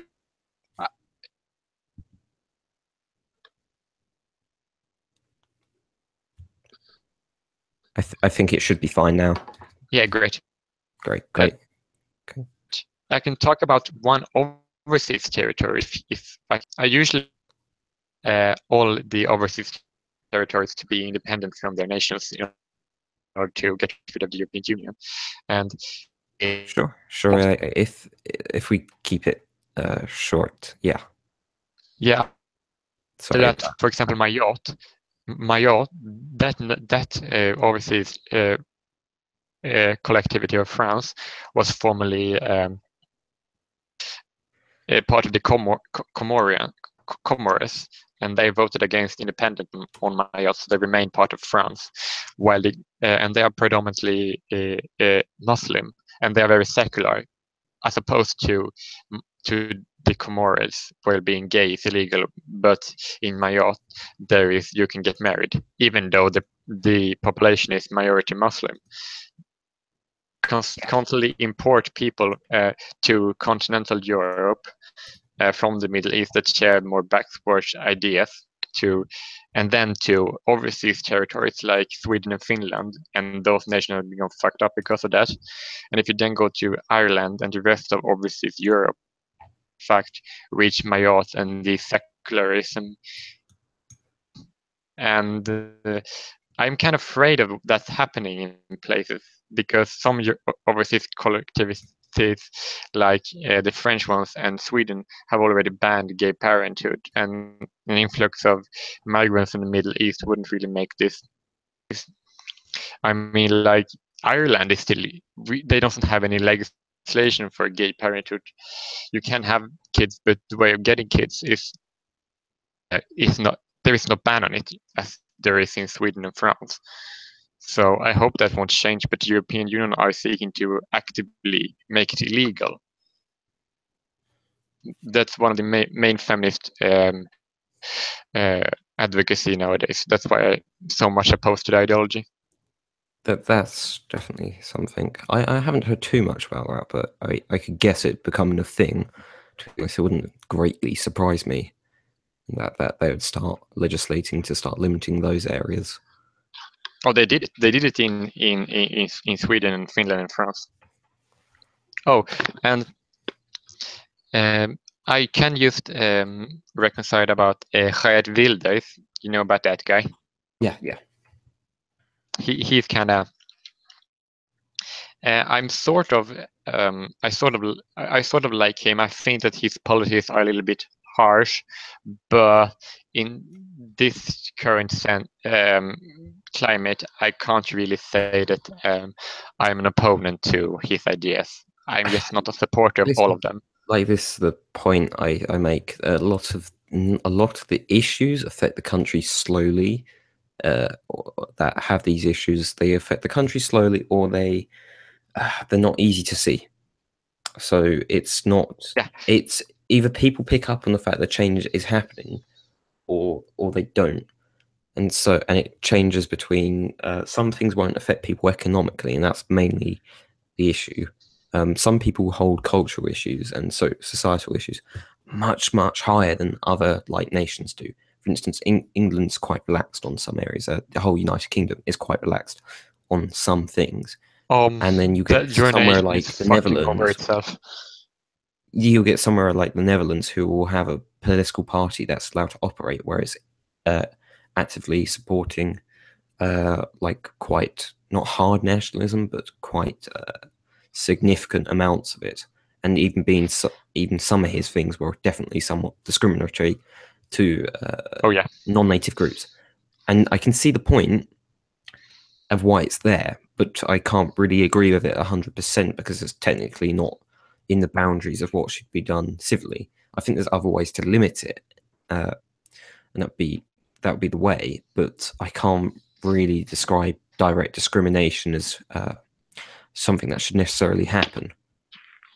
Yeah, I usually say this, and I believe that I can say it to my friends who are of my minority background, that I can say that the diversity is a societal handicap, but there is nothing you can do about it while it's in place. And every single regressive would say that I'm racist for having that opinion just by hearing that. But if you see that if you diversity, then affirmative action, which is a shitty concept, cannot even exist. Yeah. So kind of. Therefore, that just makes that diversity is it is not good, it is bad. I mean, like, if you compare, for example, South Africa, United States, UK, Germany, and Sweden to Israel and Japan, then you have, you know, what I the difference think between multiculturalism and it non-multiculturalism depends looks what like. really is in your what you call diverse culture and what really isn't it. I'll leave this as like my last point, and then I've really got to get going. But because I need to go and pop out somewhere. But it depends. If you got people like I say, you could technically say there's diversity in the people who come from ex-Commonwealth countries in race and stuff, but culturally they could be very similar. It's quite a well-known I fact agree. that here in India, not here in India, here in the United Kingdom, there's quite a lot of Indians. There's quite a lot of Punjabi Indian and Sikhs who are fully, like, you might know this, but I'm just going to make it clear for everyone. They're fully integrated into British society, and they act pretty perfectly natural, get on with British values, act like normal British people. The only thing is a visual difference, and perhaps the occasional cultural event where they might have their own food or they might have their own wedding ceremony. Apart from that, they're not miles different. They're perfectly integrated.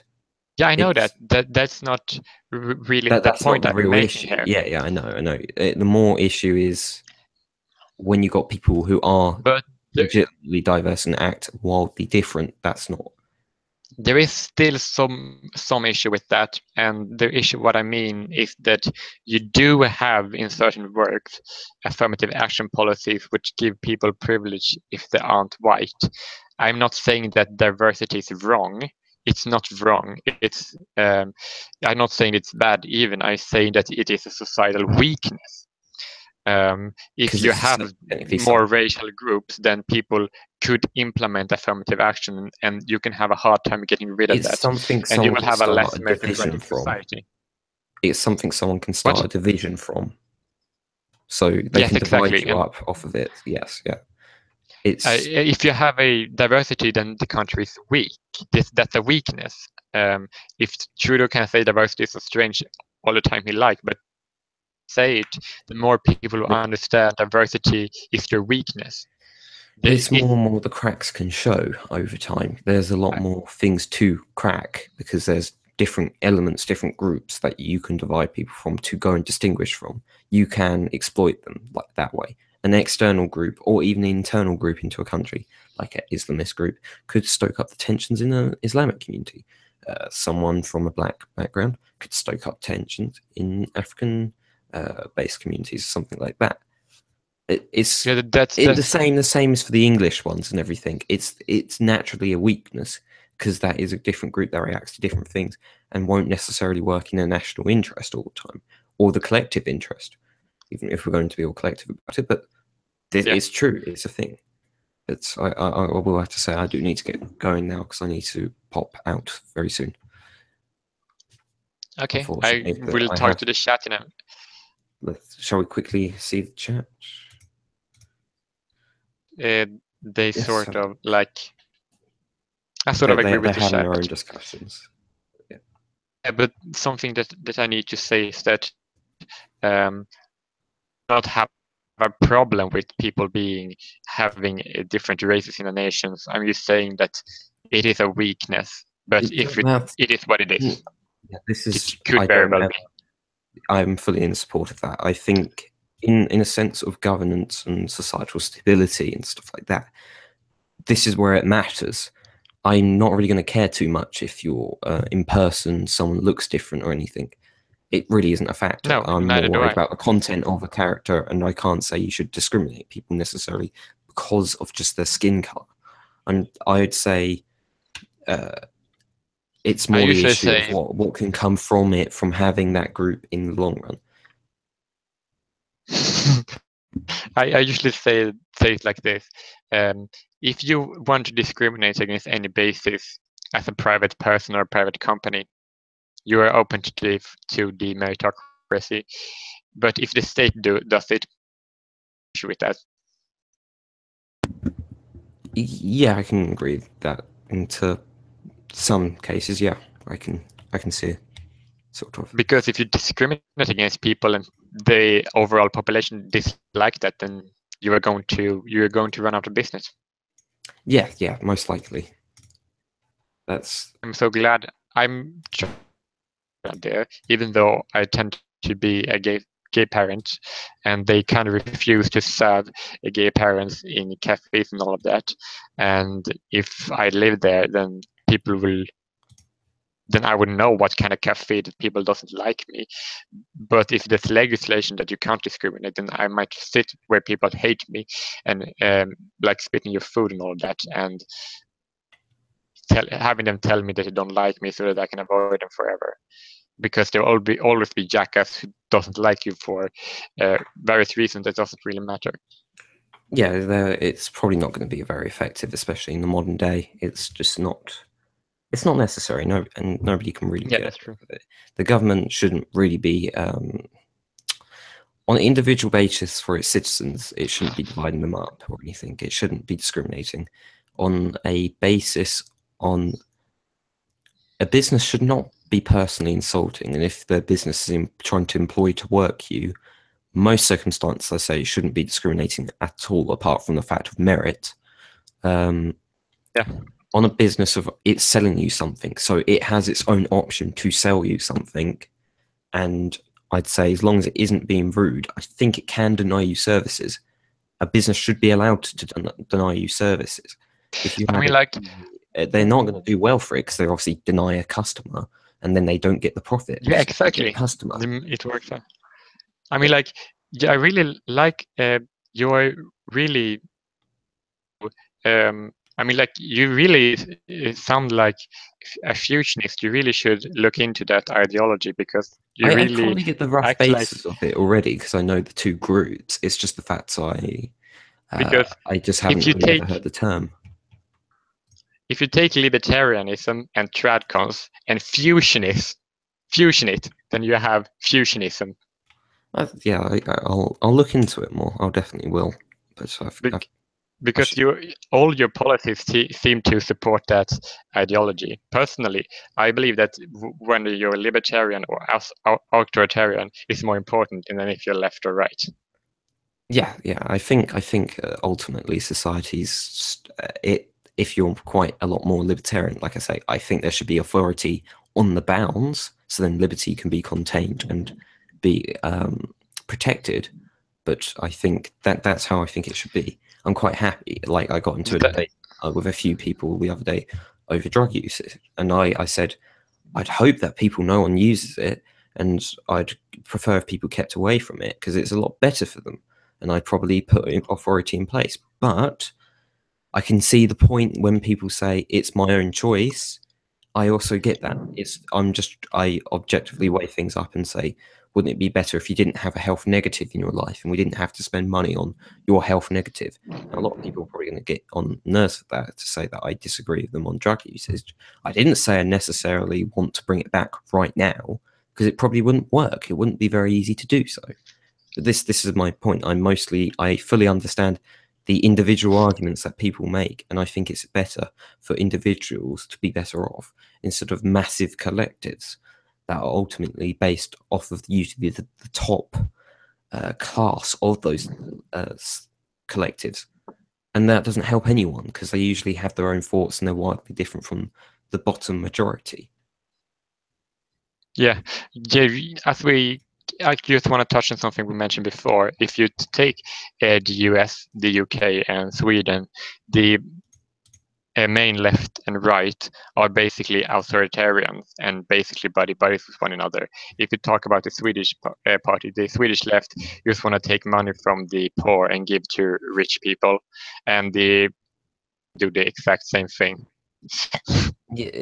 Yeah, I can agree with that to UK and American politics. Just like as well. US, they're like that's bad. a usual phenomenon. They both have bad habits of creeping authoritarianism. This is why these groups need to be changed around a lot more often. They need radical change, or they have to be ideologically driven, not to be to try and be as free as possible. And this is my issue with like the Conservative Party. It's some things it's neoliberal on, other things it's neocon on. It's not. It doesn't make any sense, and it's not neocon on the right things. it's usually neocon, oh, we want to go and put more surveillance acts in. And the Labour Party will probably happily do the same. It happily goes and criticises some things now, but most of the time when it's in government, it will start taking similar routes. So we saw this with all the previous governments before, and the Blair government. The Blair government had a lot of bad habits that were similar to the Tory party. So anyway, I really do need to get going.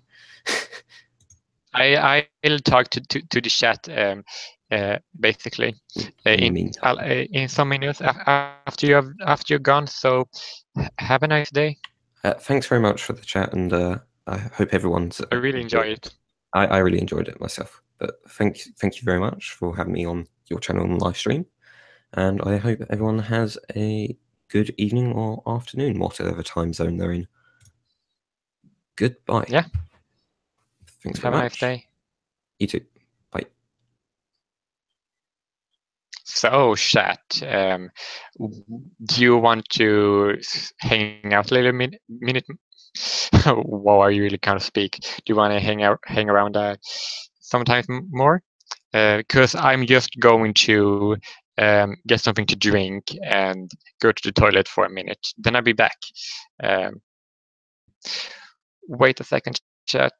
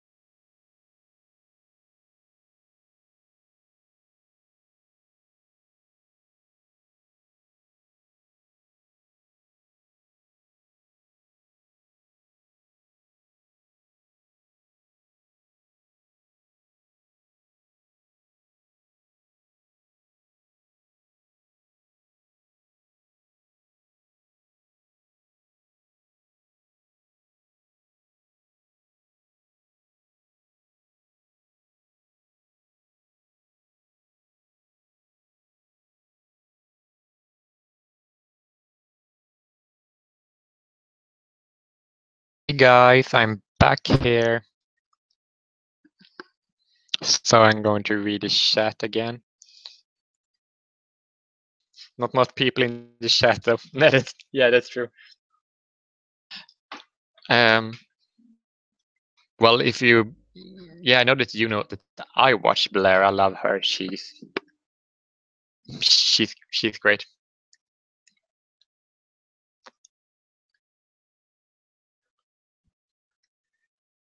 So I just have a question. How can you be a progressive conservative? Because aren't those things the up in the quite opposing thing of one another? Felt like Markus. Well, I like him as a person, but I don't like him. If you get what I mean. Oh, and guys, before you go, why don't you just smash that? You smash that like button, guys, because I know that everybody's saying that, and I'm telling you to do that too.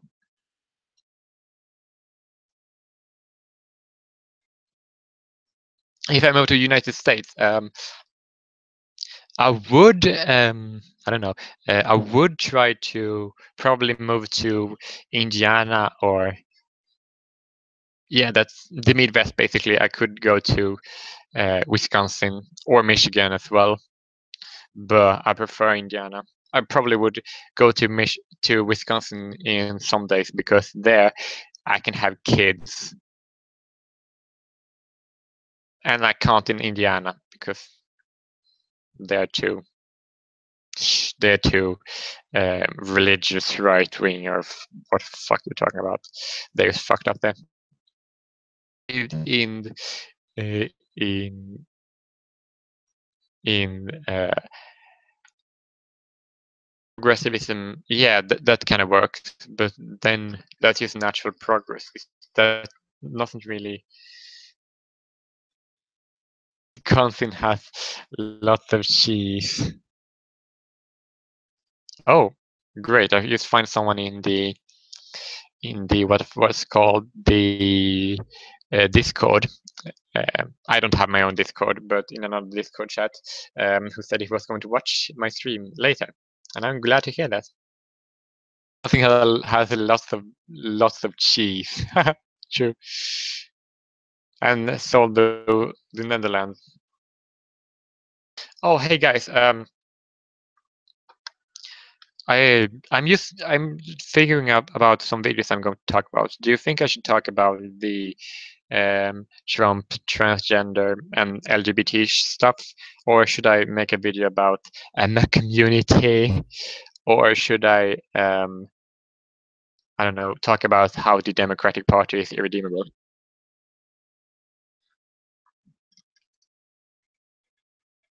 What would you prefer?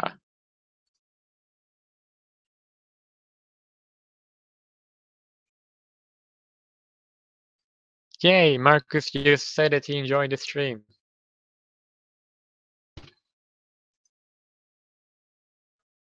Yeah, I understand why he doesn't think that no trans should be the military. And I can really spoil something where I should say about the trans issue, and that is like in the United States they have the draft so that men can still be forced to serve in the military. Recently, it was a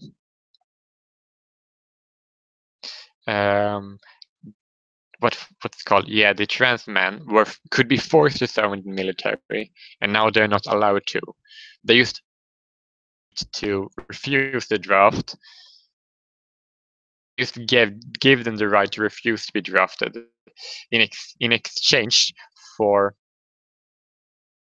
the right to serve in the military. And I believe that the right to not serve in the military is more important than the right to serve in the military. So I don't really give a shit if people aren't allowed to serve in the military, as long as everybody have the right to refuse to serve in the military. This just exposes the entire gynocentrism of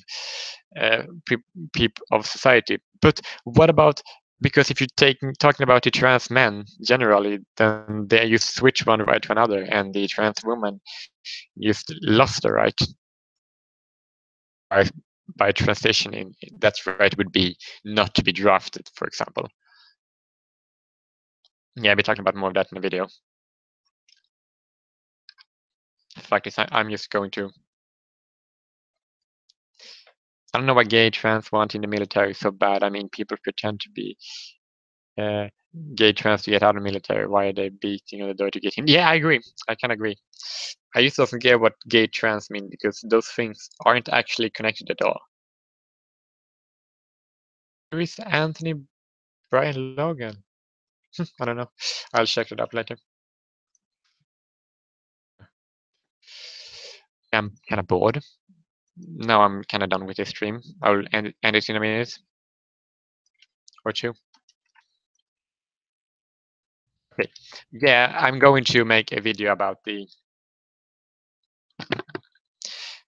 Oh, that's Anthony Brian Logan. I get it. I'm going to make a video about.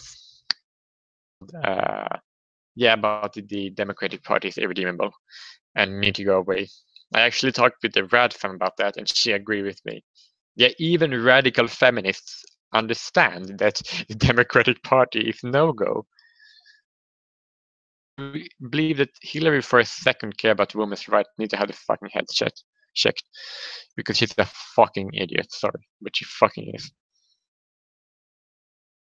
Yeah, okay.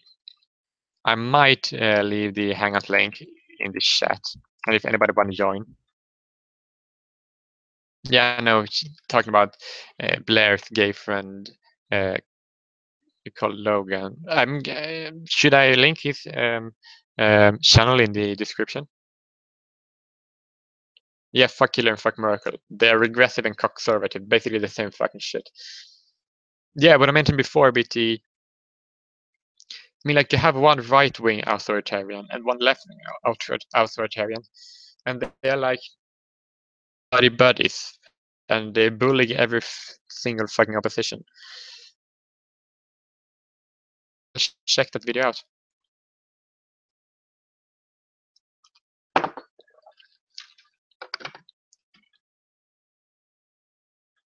Oh, okay, that's history. I know that they were like, I know that the KKK came from the Democratic Party, something the SJWs seem to be very, very unfamiliar about. Logan, would you date him?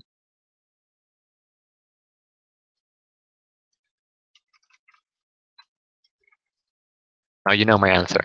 I didn't say it. I wrote it in the chat. Mohaha. Now it stays offline forever. Unless you were to screenshot it, which I guess you would.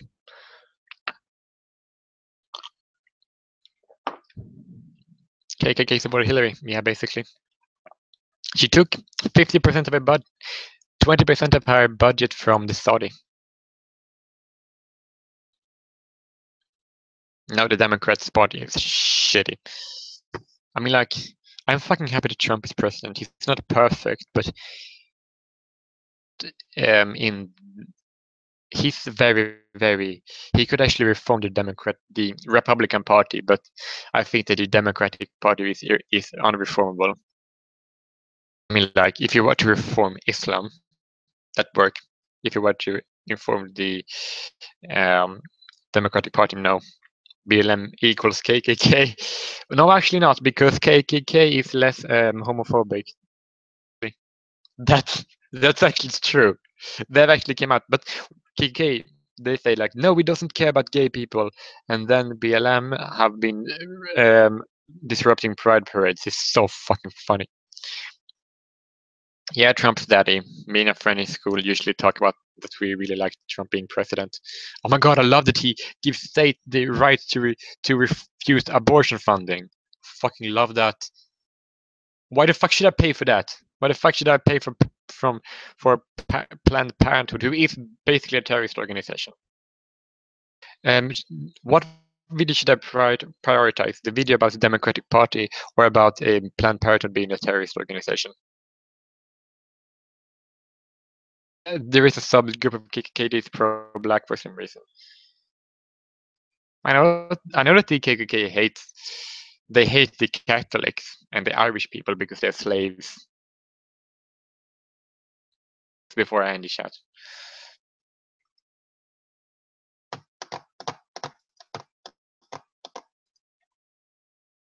I don't really like Prague University that much because, well, about what he said about morality. Yeah, that's it. I'm going to leave the Hangout link in the chat here.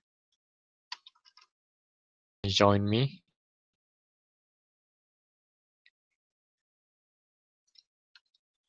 Do you want me to leave the Hangout link in the chat?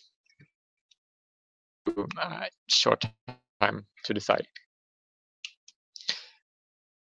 Hillary and Merkel are Satan's daughters, and he's my grand uncle. Lol.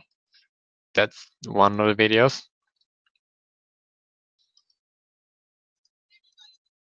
Oh yeah, it's Tree of Logic. She's kind of funny. Do you is Tree of Logic? She's like, she seemed to be an anti SJW sort of, but I don't know that.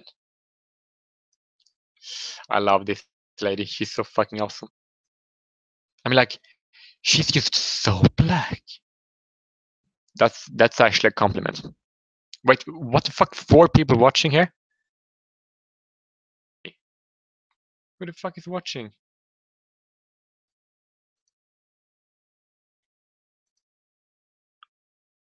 Would you say that that tree of logic is anti-SJW?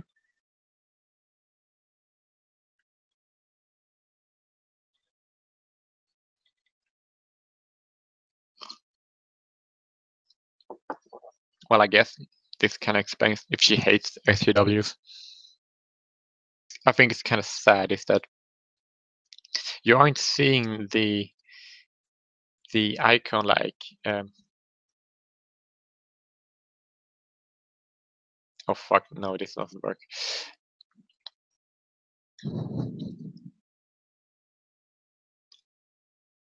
Yeah, I know, I can't see who's watching, only who's writing in the chat. What do you mean by instead of SJWs, NIB?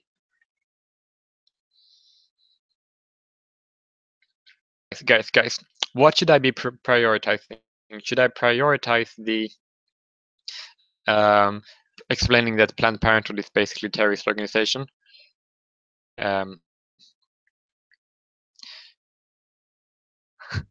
Explain that the Democratic Party is irredeemable.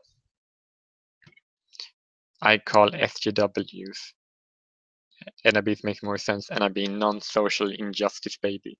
But what about the social inequality crusader? So sick. He's funny. I'm in his Discord.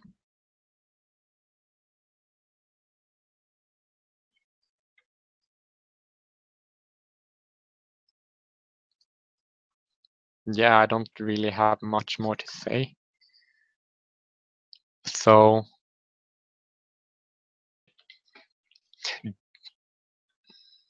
I should prioritize Democratic Party.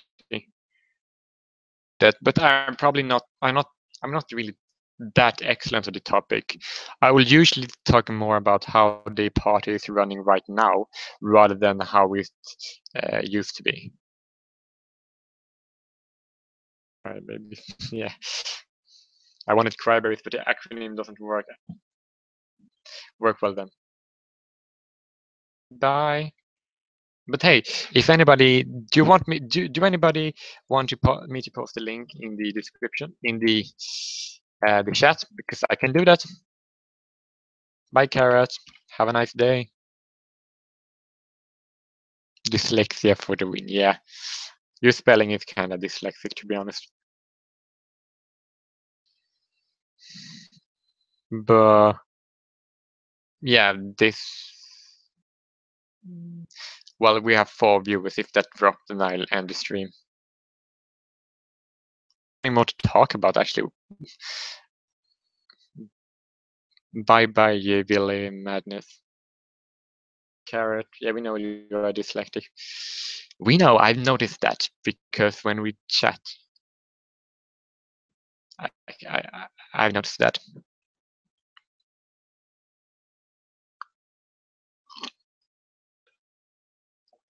Should I do a video chat where I talk about taking the political compass test? Yeah, I do that. I do that.